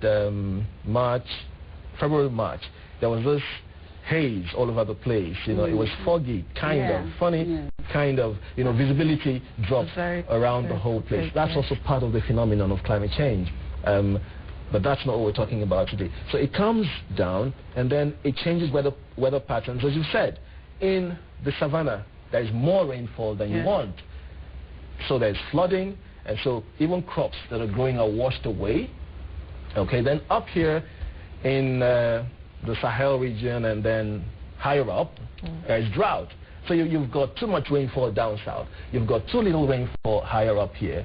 And it's the same thing. Crop yield drops. Water security is not there, because if water sources down south are flooded, they become undrinkable. You drink them, you come down with diarrheal disease. And higher up here, the water is not even there. And so, like you said, people will scramble for water. The nomads moving with their cattle will look for water, will look for food, and they get into communities, there are clashes and so on. And so there will be health implications. People will die from climate change. People will get sick from climate change. Wow. It all sounds gloomy, Jamila. It's scary. How, first of all, like he said, down here, tornadoes are not things that we see regularly. It means that the impact of climate change is beginning to eat really deep into Nigeria as well. Let's look at what can be done. You know, how can everyone get involved? Yes, I think Dr. here said everything, but I wanted also to add one element in terms of the people that we work with are small-scale farmers. So you see the impact it has in terms of food production. Today in West Africa, we have at least 18 million people suffering from hunger and starvation in the neighboring countries, even northern parts of this country in Nigeria. So for us, the impact is more, you know, you see it more in terms of human lives, in terms of loss of life, but also in terms of loss of livelihoods. 70% of people living in this country depend on agriculture as a means of survival. So when you have too much rains, it destroys everything. When we have too little rains, also you do not get the kind of crops you need. So for me, is what can we do in terms of food security for the country, but also in terms of supporting the small-scale farmers, who are 70% of the population, for survival. So we are looking at what can the government do, and we are promoting the support to small-scale farm in terms of investments in agriculture, so that they're able to mitigate against the impact of climate change. They're able to survive. If there's floods, they're able to come up again and continue with their livelihoods. And that is not coming through. There's investments in agriculture. For example, Nigeria has committed in the African Union policy-making processes that they will be spending at least 10% of their budgets in agriculture. Okay. Today, it's 1.7%. Going to agriculture. So you can see that the impact it has is much bigger than just, you know, the geographical part, but in terms of people's livelihood and the survival. And the doctor here talked about diseases, starvation, and people are going to be more poor and poor. Instead of supporting them to grow, they will be still around the poverty cycle getting lower and lower instead of improving. Okay. Yeah. But General, you've talked about working with small-scale farmers, especially the northern part. Now, nature has to take its course, whether we like it or not. If it has to rain, it has to rain. And like the doctor also said, the thinning out of the ozone layer has allowed more than just enough rain to fall in certain regions. Now we are used to having rain in the coastal regions of Nigeria, Lagos, Port Harcourt, but we're expecting that short rainy spells will happen in the north. And if this happens, what does it mean for the northern, like you say, small-scale farmers and the northern people, and how can they check the effect of the flooding? Well, in terms of in the infrastructure system, for example, irrigation system. So whenever there's enough rain, how can we protect the water so that it just does not flow downstream and destroy crops over there? So there's a way where we can protect that water and continue using it in terms where there's no enough rain. And that infrastructure in this country is not there. But also in terms of balancing, where there's good produce or food crops produced in the south or other areas in the country, how can we store that? How can we process that food and be able to use it in times of droughts, or transport it into other areas where they're actually suffering from food shortages? So that kind of infrastructure is something that the government should prioritize, and it's not doing that. For me, those are the main principles. But also, some of our partners that we are working with in this country, they are looking at insurance schemes for small-scale farmers. For example, in terms of, because of the impact of climate change, and as I said, they lose everything, how can that insurance be there to help them come back next year, next farming season, to continue, whether it's food crops or livestock? And those are the policy systems that do not exist to support small-scale farmers. All right. Uche, Jamila said that you find situations where the poor are going to get poorer, farmers will not be able to farm as how they should, as much as they want to, and those in the north are going to be the worst for it, and then those in the coastal regions will have too much rain that they need. Now, what are the real dangers in this, considering the fact that Nigeria recently, this figure came out that Nigeria was spending about 340-something billion naira, if I'm right, on importing, wheat alone, not to talk of every other kind of food produce that Nigeria imports. Now, what will be the danger if this is not checked on Nigeria's agricultural sector? Good question. It gives you a lot of worry, a lot of apprehension when you read or hear such things. We can grow enough wheat in this country. If we apply just half of what Pamela has just said, we've committed to appropriating 10%, but we're just doing 1.7. It tells you that priorities are actually in total chaos. And like she said, the problem is systemic. It is systemic. So the solution will therefore have to be systemic. Okay, policies need to change and be more responsive to the danger of climate change, to the rulers and to the ministries, departments and agencies with responsibility for this. It is still theory. They haven't woken up to the reality that they need to start doing something. If they do, then they commit up to 10% to agriculture, and then we start having, because you need to have research and development. There's no R&D for climate change in agriculture. We need to start coming up with drought resilient species. We're still mostly using the traditional plant species that cannot withstand climate change. The world is moving away from that point right now and developing new species, doing research, coming up with things that can withstand flooding, can withstand drought, and for the South, what happens when flooding takes place is that seawater washes inland, and seawater is very salty. That's damaging to the land. Even after the water is gone, all the salt that came with it is in the soil, you understand? So increased salinity of lands down south also is very damaging for crops. So you want to develop crops that can take that salinity, not the traditional crops. So however you look at it, it's still a systemic problem. What's the Ministry of Agriculture doing, in the face of climate change? I think that, if they can come up with some kind of coordinating mechanism, okay, which is very important, with relevant ministries there, Ministry of Environment should be there, especially the Specialized Climate Change Unit should be part of it, Ministry of Agriculture, Ministry of Water Resources, Ministry of Health, and so on. Relevant ministries delegate, people to this coordinating mechanism, so you come up with some kind of technical working group, whatever you call it, and then you start doing something really serious, something really preemptive about handling climate change and food security and water security and health.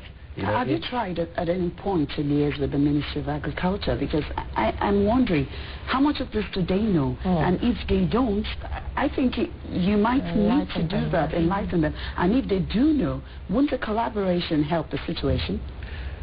It's all about collaboration, intersectoral collaboration, all hands on deck. You've got a good program going on. The FADAMA program is a very good program. It is climate change response.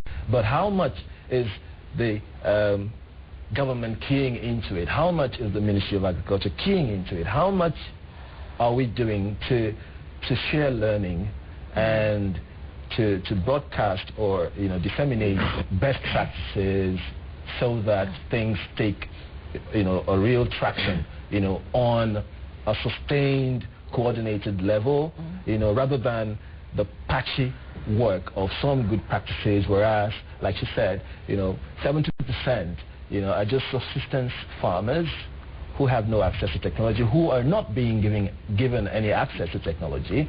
How much are we doing to coordination is important, policy, the environment. So if we do that, now even if the capacity, I don't think it's so much a question of lack of capacity as lack of will.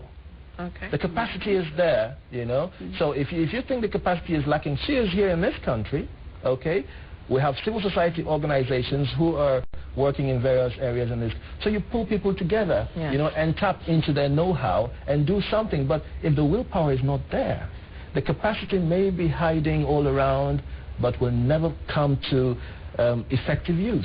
That's the problem. All right, Jamelia, Doctor has spoken about quite a lot of things, and he's spoken about collaboration, and I want to come from a different point of view. You're from Tanzania, and, certainly there must be some sort of climate change going on in your country, and of course other countries too. We have in the United States who experience such like volcanoes, tornadoes, torpedoes, all the likes. Someone will say we are blessed in Nigeria, we don't see most of those natural disasters, but that doesn't eradicate the fact that it can happen. It's possible.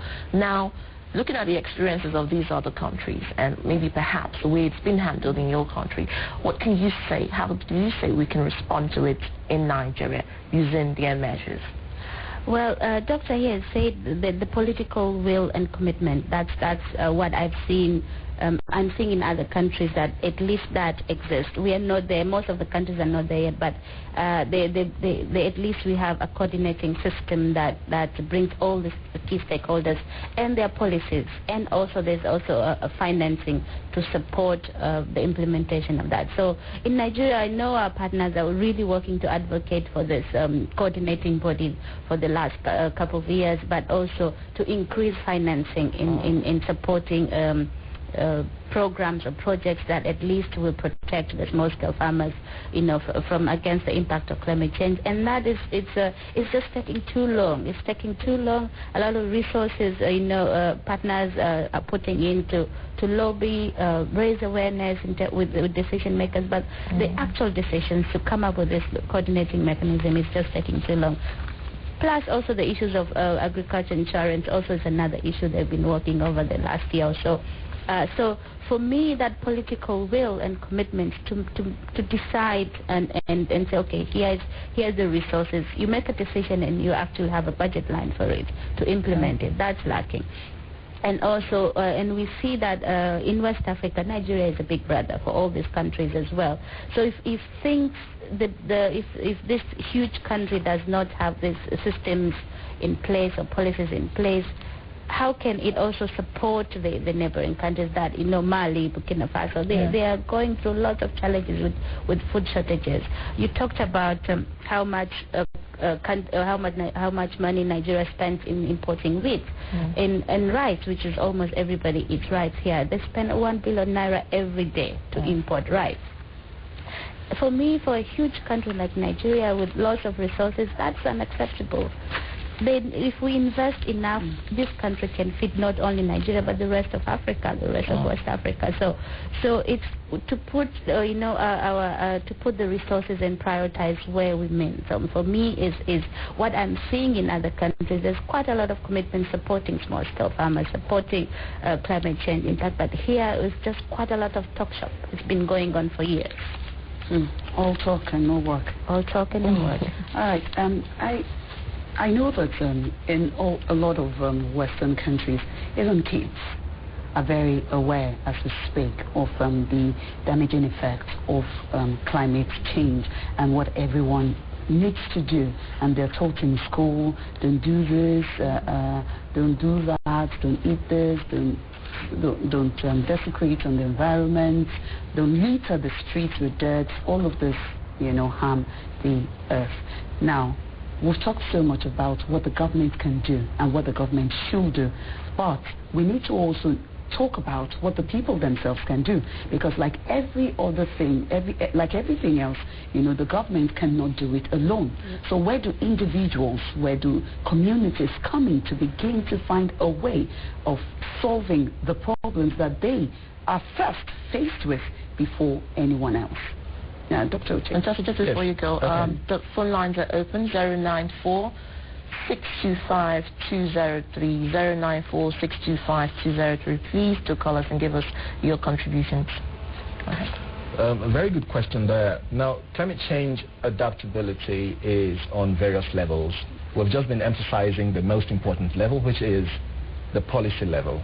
But there is also adaptation on the individual level, on the corporate level, private, public-private partnerships, they call them, So, but now, on the individual level, your capacity as an individual to adapt to climate change is directly proportional to your level of education, your level of information access, okay?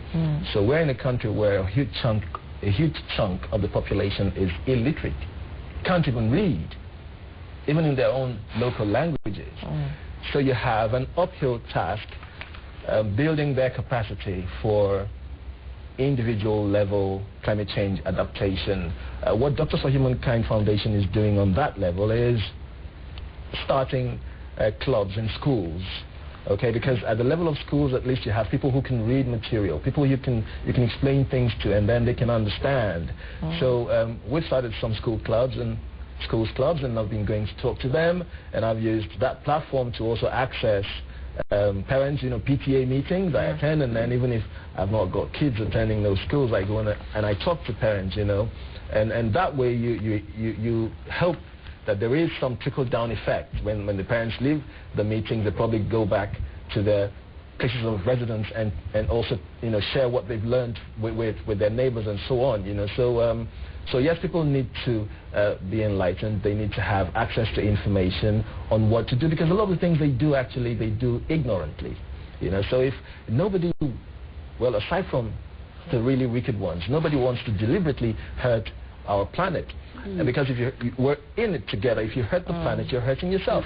So who wants to do that deliberately, unless the person is mad or very wicked, yeah? Because so that's the thing. The key to individual level climate change adaptation is information and level of education. So you see where the education system comes in. Let everybody be in school, which is why I am very much pleased with the current effort to open up schools for our Majiris and so on, in Sokoto, in Niger State and so on.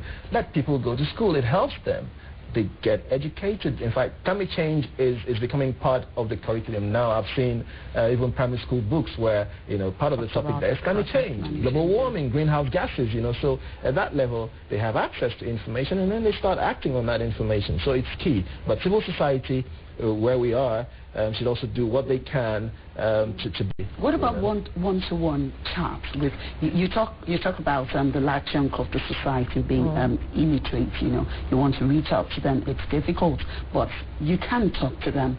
You can explain a few things, to them, going to the rural areas and all of that. I like you said, maybe this civil societies should think of doing that. Jamila, is Oxfam doing anything in this regard? Yeah, we work with a lot of partners in Nigeria, and they basically do that. One of the programs is a school-based program where our partners work and establish school clubs for climate change. But also we have those who are really working. Majority of partners work with the small-scale farmers at community level. So they have also some efforts in terms of having community meetings and discussions and trainings, based in maybe most of it is on local languages, in Hausa if they go to the north or wherever. So and publish materials also in local languages. So it's part of a program, and it's part of a bigger program that we continue doing that. But also we have realized that the knowledge and skills in communities do exist.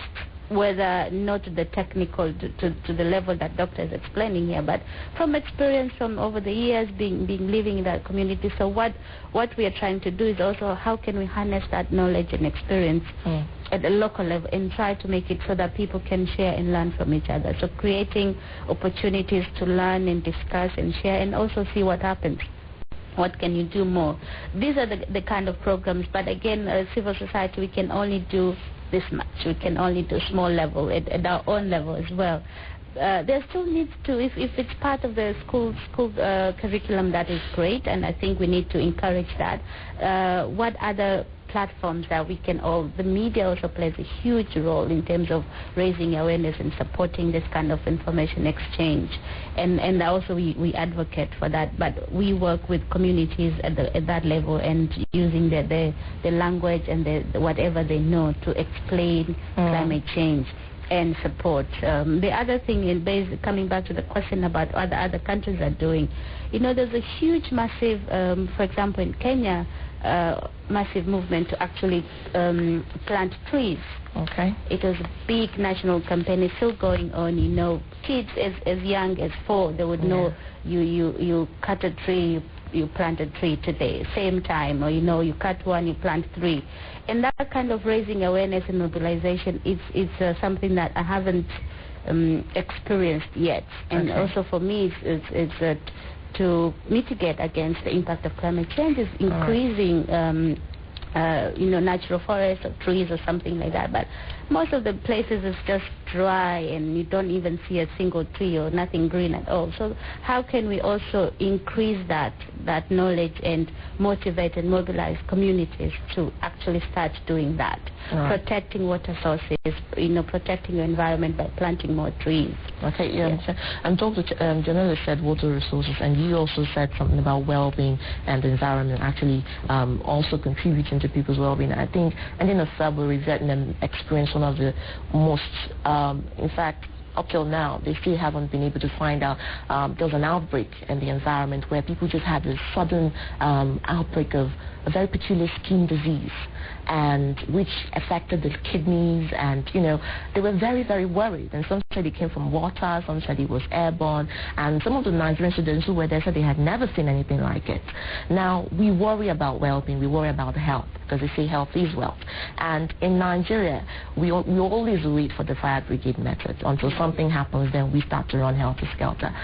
So how can we check, as against the effect of the climate change on our health? Because if something happens, trust me, like you say, talk is cheap. We don't know even if we have the facilities to control such damage.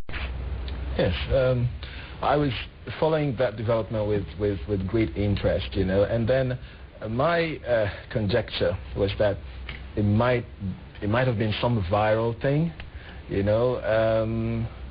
because viruses are known for producing that combination of symptomatology. You have a rash, and then you have some, internal organ damage, the liver and so on, but I couldn't really make up my mind what kind of rash it was. If it was a hemorrhagic kind of rash, then it might, inch the suspicion closer to a viral thing, but it still goes to buttress the point that we're making, that climate change is affecting human health. And in Nigeria, what's happening, which is close to that, is that diseases that are carried by vectors, by rats, by insects, and all that, are coming closer, because they used to be in the forests and in the bushes, but the bushes are disappearing. Okay, their natural habitats are disappearing, so they are now coming towards human habitation much more. Look at what's happening with the Lassa fever thing. This is a rat, a particular species of rat that stays in the bushes, But when the bushes disappear, as they are disappearing, these rats are forced, to look for home elsewhere. To come to us, And when they come with the diseases, So maybe that's what happened in Vietnam. I don't know, but you see, as climate change continues to damage wildlife, wild ecosystems, we're going to have to be living right in our homes with these insects and these vectors and all that, and they will come with diseases, you see. So that's part of the problem. And let me tell you why we always wait for the fire brigade method. The fire brigade method in this country pays, you know. Let me give an example. If on a stretch of 100 kilometers of tar you have just one pothole, it's not going to pay anybody anything to fill that pothole. So in Nigeria, we wait until the road is completely unmotorable. And then we award a 10 billion naira contract, you see. That is the reason we're importing rice. That's the reason we're importing wheat, and so on. Those things pay. They pay our cronies, you know. So we give them that, and then we stifle the local industry because, you know, I mean, the local industry is free for all, but only very few people have importation rights. So it's the same thing across board. And until we start addressing these issues, we're saddled with the same problems, and it gets worse every time. All right. I'm going to come back to policy. You did say earlier that the policy level is the most important. You know, some of the time is short, but are there any policies, if you were opportune to meet with government officials now, what policies would you put on the table, and which one will have priority over any other one? So what policies are the most important that the government of Nigeria should put in place as far as food security and climate change is concerned as we speak? You know, should I go? Yeah, go ahead. The beauty of the world we live in is that a lot of the times, you know, if you can just take 1 second to look around, go to the internet or something, you find that 70% of the work has already been done for you. All you need to do is key into what's already there. You hardly need to start anything from the scratch. Okay, so to summarize the most important steps, you've got the Millennium Development Goals that summarizes everything. It's there, you know. Number 1, eradicate extreme poverty. Number 2, achieve universal basic education, and so on and so forth. And it's in that hierarchy, you know. Let people have access to food and water. Let them have access to education, and every other thing falls into place. All the other things about, you know, sustainability, they're all summarized there in the Millennium Development Goals.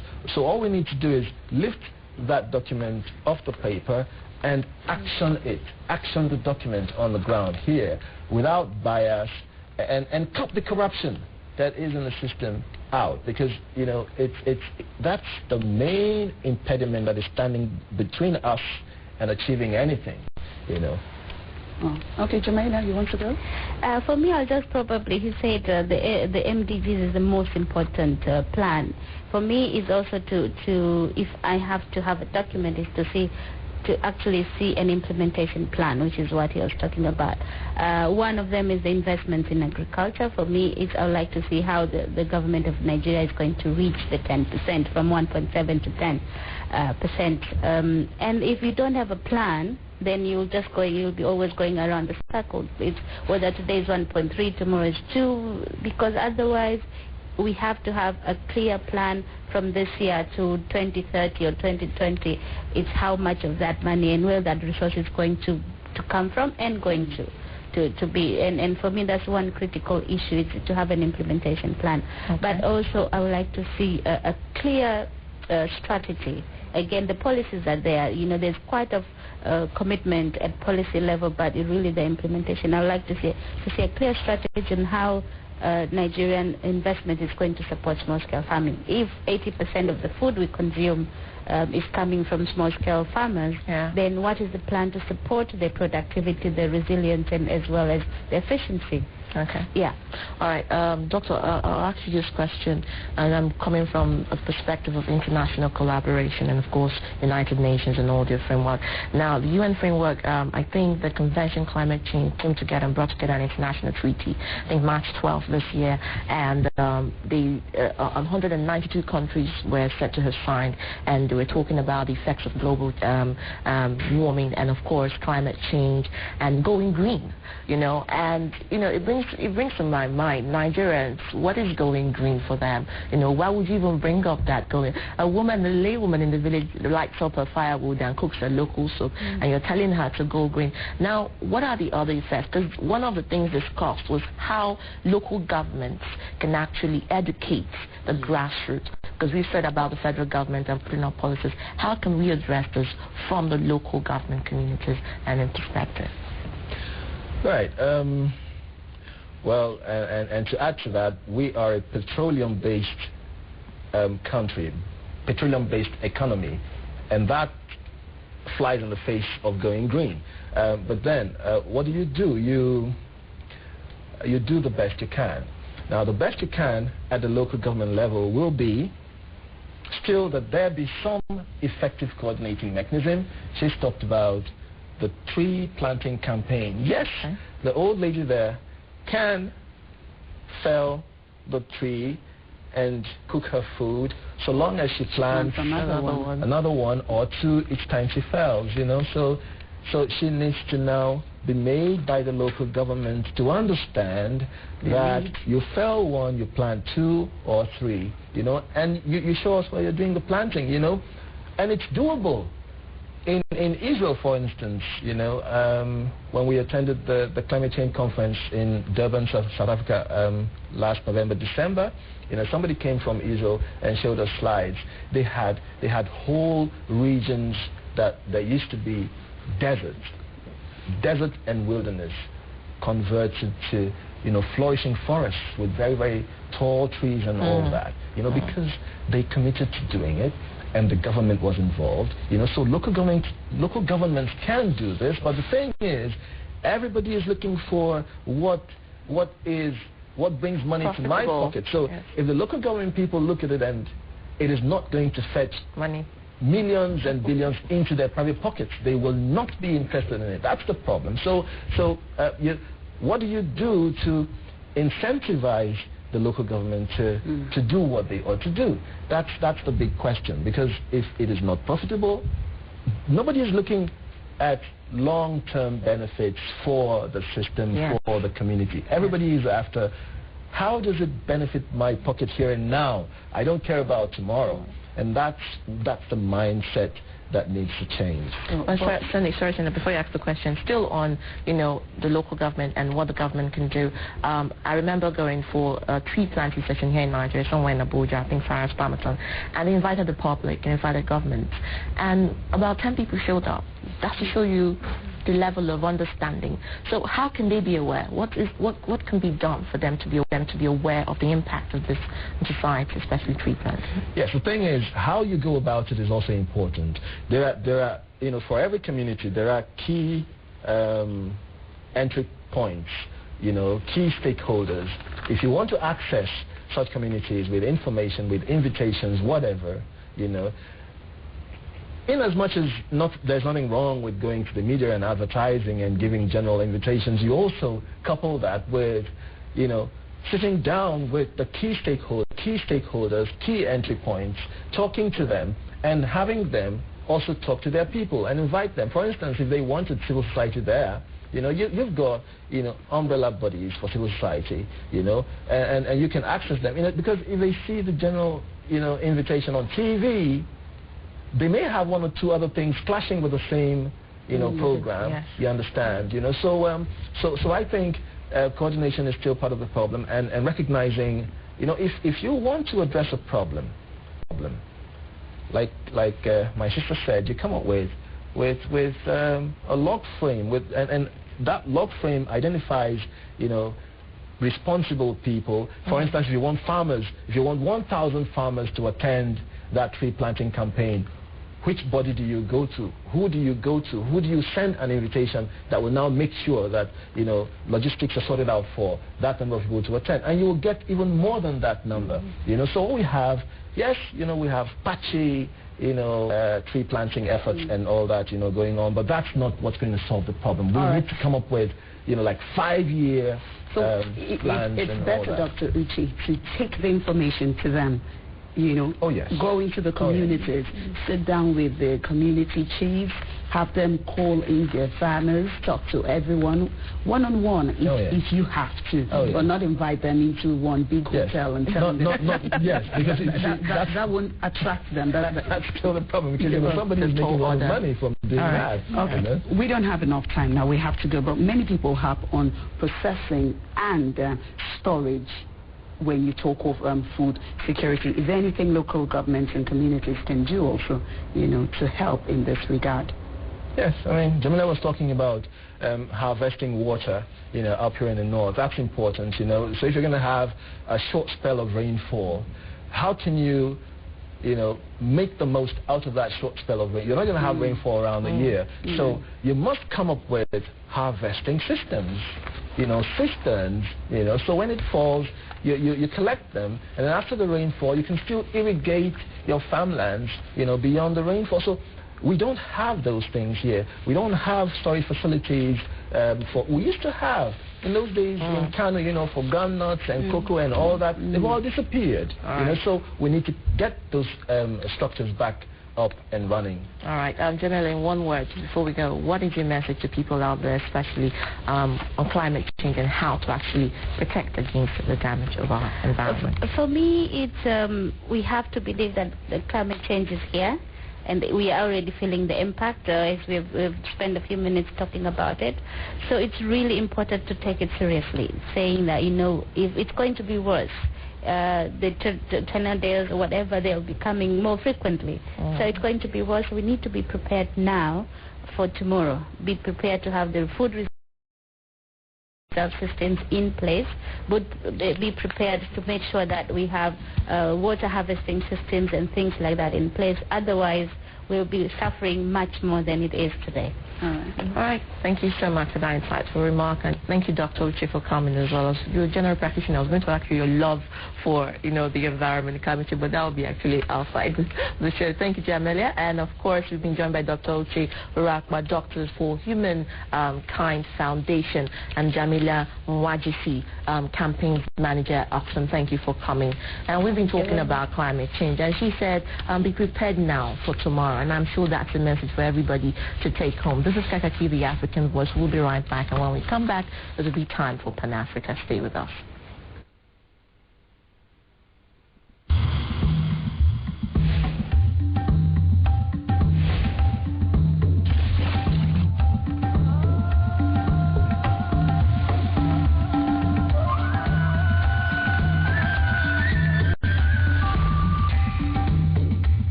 Thanks for staying with us. President Goodluck Jonathan on Monday said there is no going back in the increase of electricity tariff in Nigeria.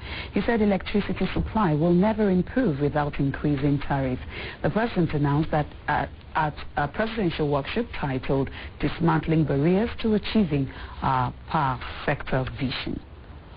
In Congo, military sources in the Democratic Republic of Congo say they have regained control of the entire eastern area of Masisi from rebels loyal to warlord Bosco Terminator Ntaganda. The army has declared a ceasefire and given the rebels an ultimatum to surrender until Wednesday. Tens of thousands have fled their homes in the area after weeks of fighting. Ntaganda, known as the Terminator, is wanted for war crimes by the International Criminal Court. The ICC accuses him of recruiting child soldiers. He is in charge of troops that carried out the 2008 Kiwanji massacre. The Lagos State Public Service dismissed 784 doctors in the employment of the state and replaced them with 376 new doctors who are to begin work immediately. The Special Advisor to Governor Fashola on Information and Strategy, Lateef Raji, said the action became necessary in order to reduce the number of casualties being recorded daily as a result of the ongoing doctor strike. The Securities and Exchange Commission, SEC, says it is spearheading efforts to track down 440 wonder banks which have defrauded unsuspecting Nigerians of a total of 106 billion naira. The Director General of the Commission, Aruma Ote, revealed This at the resumed House of Representative public hearing on the near collapse of Nigeria's capital market. She told the investigating committee that SEC is also spearheading efforts to track down and bring to book the operators of the scam banks.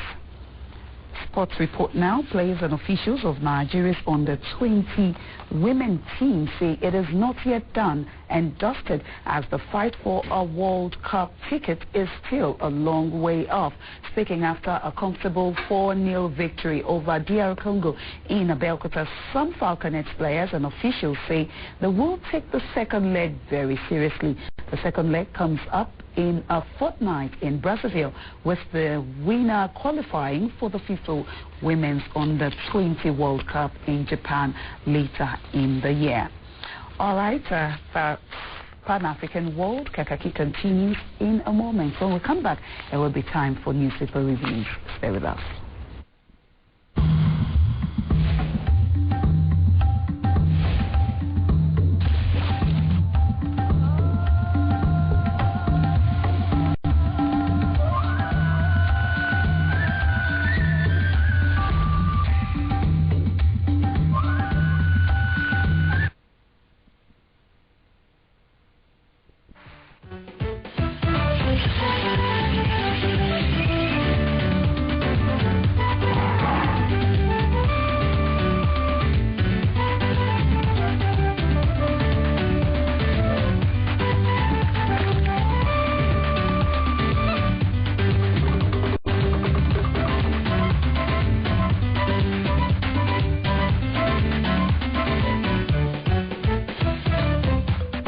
Explore Africa. Encounter Africa. Engage Africa. Enjoy Africa's compelling, exciting, and breathtaking experience with Kaakaki, the African voice.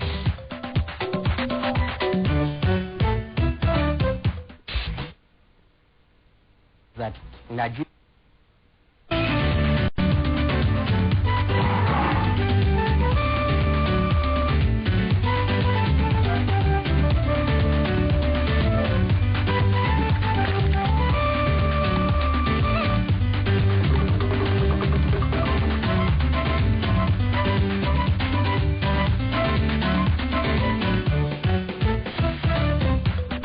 Explore Africa. Encounter Africa. Engage Africa. Enjoy Africa's compelling, exciting, and breathtaking experience with Kaakaki, the African voice. What has been failing before was that Nigerians became so docile. They didn't ask questions. They don't show interest on issues that are really burning their fingers and even affecting them, on the cancer that is eating the nation. We have a government that is accomplishing so little because it is attempting to do so much. It is absolutely important that the state of our criminal justice system is made an agenda item. If you look at Section 285 of the Constitution, it says you must file your petition within 21 days from the date of the result of the election was announced.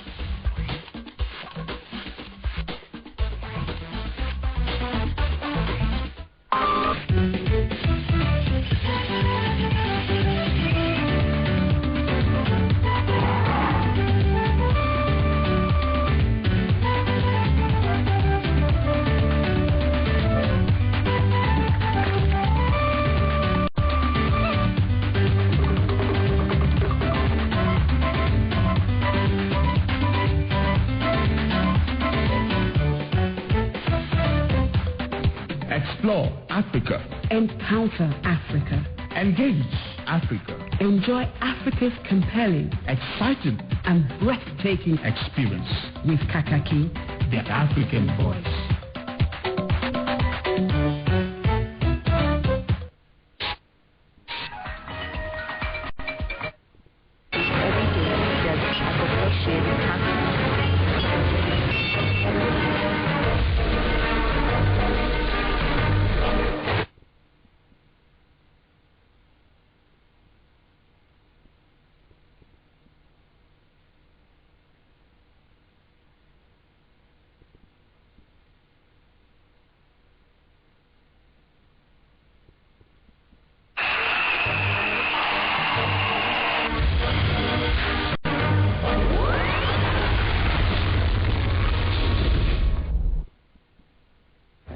Very interesting. All right, this is still Kaakaki B, African Voice. I'm sure you enjoyed that interview, learning about the ozone layer. That was a very graphic, very graphic explanation. Yeah. I did appreciate Dr. Uche coming on the program this morning. But one other thing he said that worries me a little, when we asked him what kind of doctor he is, okay, don't say that. That's not good. No, but people need to know the dangers. Maybe when they're faced with the dilemma or detailed the depth of what could happen, if we're not careful with our climate or with the earth, then they will begin to do something. Okay, now he says that if the ozone layer continues to get, affected by the damaging climate, the changing climate, that he will go into, he will become a neurosurgeon. Already wants to do that. Because and we said why? He said because the climate change is going to affect people's brain, and then once it gets, the more people get sick, and then we will now need to have surgeons, neurologists treat or operate on these people. And the truth is, when you talk about having someone open up the brain, it's scary because oh God, what's could they do even tumors, it's scary. You don't want that to happen. Talking about doctors also, Lagos State has been in this battle. Lagos State government I'm sorry to take that out of your mouth. Firing 1,000 doctors is a little too far-fetched, because it actually puts a head on human rights and actually trying to speak for your survival. However, people say the doctors should know where to draw the line, because they know that people are dependent on them for their lives and actually saving lives. So my take on this is, okay, for them to meet halfway, couldn't they have been a round table? Of course, they've been talking, but no action. They've been back and forth. They've been back and forth in the last 2 years. The Lagos State government and the doctors, they've been back and forth talking about this increment after the other and everything. And as far as I know, of course, the Lagos State Governor Raji Fashola is a lawyer. Definitely. And so I don't want to just conclude that he did that out of just wanting to do. It's not one of those I see who just do things because they feel like doing it. But all the same, like you said, couldn't they have been able to reconcile their differences? But then again, maybe not. Maybe what the doctors want, the government, Lagos State government is saying that they cannot afford it. And the truth is, I think the value of what they're doing is lost. The value is lost, because if you sack 1,000 doctors, who replaces the doctors who have been sacked? Already they have employed like 370. And they go on strike again for the same issue. Will you keep sacking doctors? What I'm saying is that there should be a method, and there should actually be a constitution that covers all of this, because at the end of the day, it's the people. Exactly. The Lagos State government is hinging its argument on the fact that the doctors have left the hospitals, people need medical attention, people are dying on a daily basis, and they don't seem to be able to come to a reconcile. They don't seem to have to be able to reconcile their differences. And come to a conclusion. Since they cannot do that, we employ the doctors. So hey, we also have reserved the right to sack them if the terms of agreement have been breached, and that's what I think the Lagos State government has done. However, I don't think that it's all right, because people have the right to complain and tell you this is what we want. That's and exactly if you promise them this, then you should be able to give them what exactly you have promised. But I am at a loss, because while the doctors are asking for what they want, and the government is saying no, we can't afford to give you that. In the interim, what happens to the woman who goes into labor? What happens to the child who needs medical attention? I think what happens to the surgery? One thing I should ask the governor of Lagos State to have considered is to have considered a temporary measure. Okay, we're not able to give you this, but now take this, just like the fuel subsidy. We're not able to remove it totally, and well, perhaps it's just a matter of all talk and no walk. Now, if you promise people a certain thing, I think it is on you to actually carry out that promise to the latter. However, I think doctors should be sensitive, because you're known to be sensitive. To draw the line. We all know the how as when you're educated, you don't like people walking all over you like you have no rights, because honestly you do. But you know what I always say, if you want something and you keep asking for it and you have another option and you're not getting it, walk away. Definitely. Walk away. If your employment with the Lagos state government, for instance, is not what you envisage, is not what you hope for, you could walk away. You know, we know that jobs are not everywhere, but definitely, if they continue to say we can't pay you this, we can't pay you what you ask. You know, another thing, I'm sorry to take you away from the Dr. Sakor, is we recently had the Potiskum incident about, and just recently, I think about yesterday again, a church was said to be burned, you know, a school was said to be razed down, and more people are said to be dying. And I'm wondering, what is the security doing about it, you know, all the way in Potiskum? Because it's one thing to keep putting it out in the media and putting it on the headline stories, but when it repeats itself, people wonder, okay, what is the cost of this? Are you looking for attention? You know, because they say bad stories make good profit. Good news. Yeah, good news. Bad news is good news. But for God's sakes, I think that the security agencies... Well, I must say, Adora, that they do have their hands full. They do have their hands full in insurgencies here and there. And Potiskum, you know, you may want to know, is one of the communities, is one of the local governments where the federal government had placed, the word just disappeared. It happens. But state of emergency, yes. You know, one of the communities, one of the local governments where there's a state of emergency, and you're wondering, in a place where there's a state of emergency, what then does a state of emergency mean? It means that there are curfews, people should not, movement is not the same, and security agencies are everywhere on alert. So if that place is in a state of emergency, how come those people are able to move around freely and still be able to, you know, to create such cause such harm to other people? You know, well, the JTF, yes, I do agree that they have their hands full, but they need to be more alert. You know, more needs to be done. There's got to be more. Definitely. And you know, we people somebody yesterday, those parents I spoke to have been skeptical in allowing their kids to actually go to school for actually the whole of this week.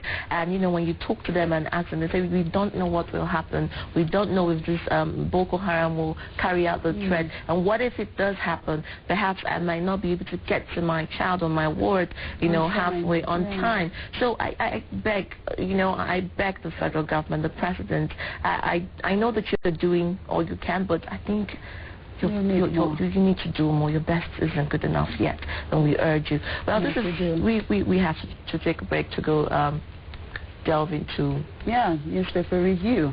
When we come back, it will be time for newspaper review. We'll take a break now, and Adora will be joined by Ali M. Ali on newspaper review. Don't go anywhere. We'll be right back.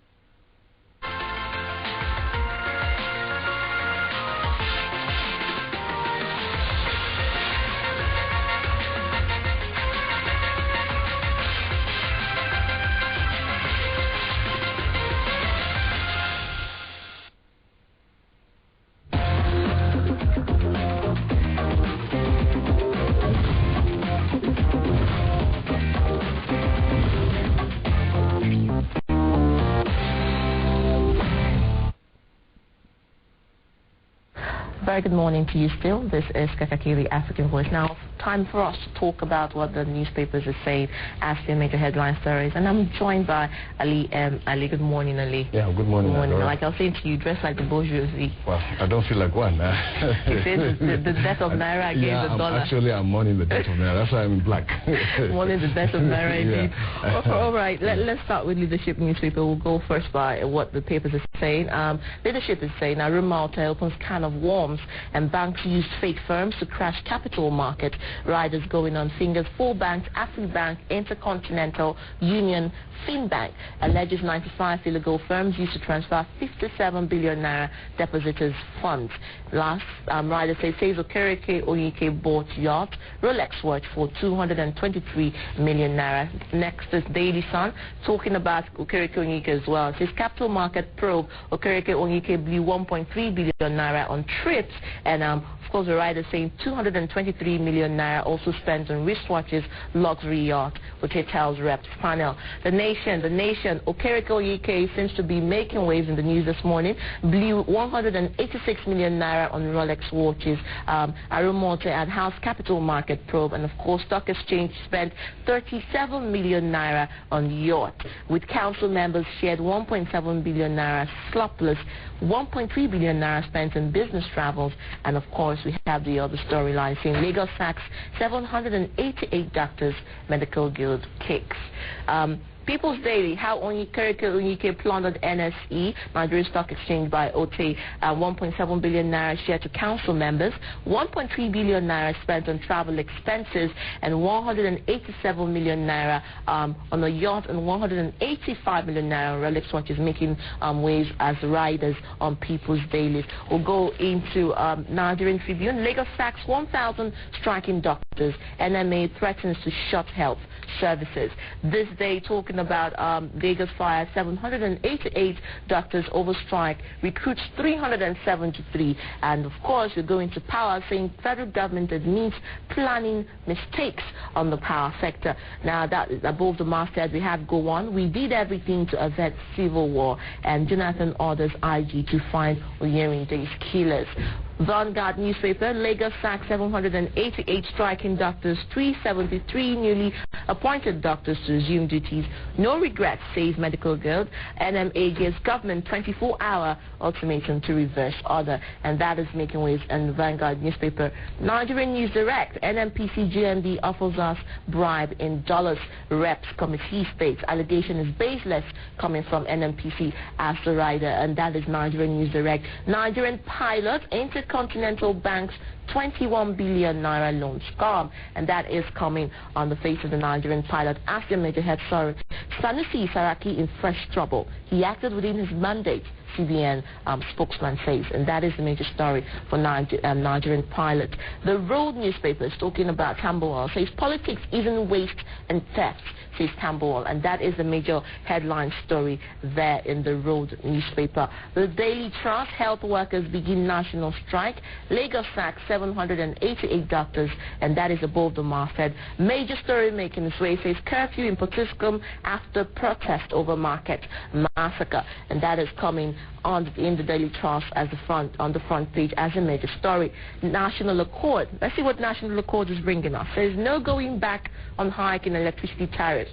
Says, of course, that is coming from the federal government. Insists we must fix power, and that is National Accord. National Mirror, of course, is talking about CPC, ACN in fresh mega talks. PDP strong enough to handle any challenge is coming on as the rider on the National Mirror. Blueprint newspaper, let's see what they're talking about. Says First Lady, Nigerian leaders responsible for insecurity, and that is coming from the First Lady in the Blueprint newspaper. That is quite interesting. And let's start with this. First Lady retreats. Nigerian leaders responsible for insecurity. You know, why would this make this headline story for Blueprint? And well, it's coming from the First Lady. She should know. I mean, she wears she knows where it hurts the most because she wears the shoe. Yeah. The First Lady. She's in direct contact with the Commander-in-Chief, so she should know more than anybody else that Nigerian leaders over time are responsible for the growing insecurity, and then this can be captured in unequal, if you like, opportunities that exist between those who control, the levels of power, and those at the bottom of the social ladder, in terms of education, in terms of employment. So, in essence, you are breeding two unequal, citizens, and naturally there will be this growing insecurity. Because if you don't plan well, you plan to fail. So it's not surprising that it's coming from the First Lady. She knows what she's talking about. Definitely, definitely. Yeah. National Merit is taking it differently, saying CPC, ACN is fresh, and mega talks, of course, saying PDP strong enough to handle any challenge. Well, this thing has been ongoing, if you remember, for a very long time, almost a decade now, since 2003. By 2007, there's been this talk. There will be major talks between some people who are arguing about what kind of the choice of what is it going to be, alliance or mega. So let's see, because 2015 is far away. Because they say in politics, 24 hours, just 24 hours, it's a long time. So, they say early preparation, but then let's see what happens. 24 hours is indeed a long time. Now, National Accord, let's talk about the increase in electricity tariffs. There's no going back on hike in electricity tariffs. Insists we must fix power. Do you think that is a good amendment right now? The Nigerians, from my understanding, at least from the telecom services, Nigerians are prepared to pay to give them service. You understand? But then you hike tariffs, then the service is not there. It's not like going forward. You hike no matter how, because I think government is missing the point here, understanding the dynamics of the market. Because so long demand outstrips supply, there's going to be a hike. You understand? So, but if electricity is available, when they say they want to unbundle PAC and NEPA, whatever name they call it now, give us the service. Nigerians are prepared. But the thing is, you get this feeling of deja vu. We've been there before. But what happens? You hike and hike and hike.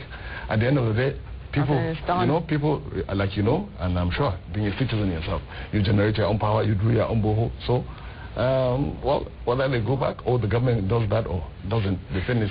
Well, something is of interest here. The subsidy fraud, please don't go on strike. The Attorney General of the Federation begs Shorinka. I wonder what to make of that in consideration to the probe. The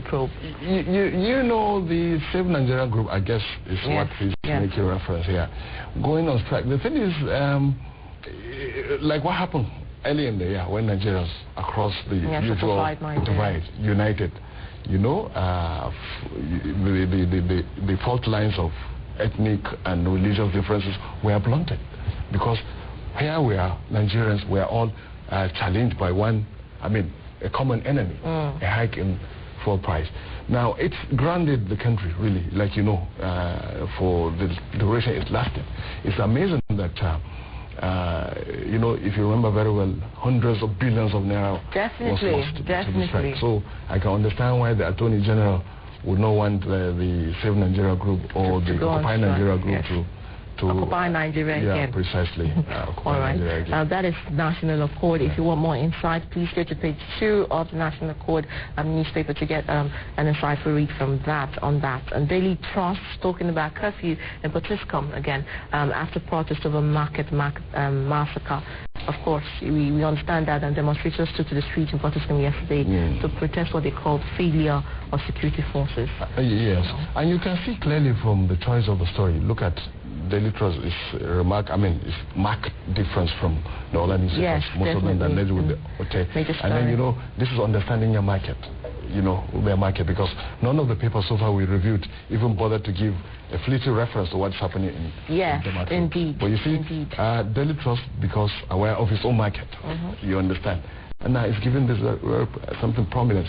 And it's worrisome, really, because what happened in Potiskum, the cattle market raid or attack, I think is one of the most, is a great affront to the government and security agencies. You know the story very well. Some armed robbers raided the market. They were repelled. In the night, they regrouped and then launched a massive attack and killed 60 people. That was a massacre. In peacetime? No, it's unacceptable. And what were the security people doing? That's the question. And it's been said that churches were burnt yesterday. Precisely. And then you see that you can see so much impunity, so much lawlessness going on there. And then we just watch and see. it's a terrible thing. Terrible. It's a terrible thing. All right, we go to the road. It's taking it differently. Talking politics isn't waste and theft, and this is coming from House of Representative Honorable Aminu Waziri Tambol, Speaker. And this is interesting as regards to the other major headlines there is taking back to, of course, the probe. Now, what's your take on this? Let's see how Tambol will walk this talk, because so far the National Assembly, there's a lot of stench coming from that direction. So if you've been, as far as most Nigerians are concerned, this is a cheap talk. Let him walk the talk, because look at the revolution every time, the latest of which was the disbanded former committee, ad hoc committee that was approving SEC. And you know what happened, you know the story. So let him walk his talk. Let's see politics. All right, let's see him walk his talk. Nigerian pilots and Saraki in fresh trouble, we know. Same old story, same trouble. Now, I want to bring up this to the interest. The new Nigerian News Direct talks about NNPC GMD offers us bribe in Dallas Reps Committee, still on the probe. And we actually heard about this, in one of the major newspapers 2 weeks ago.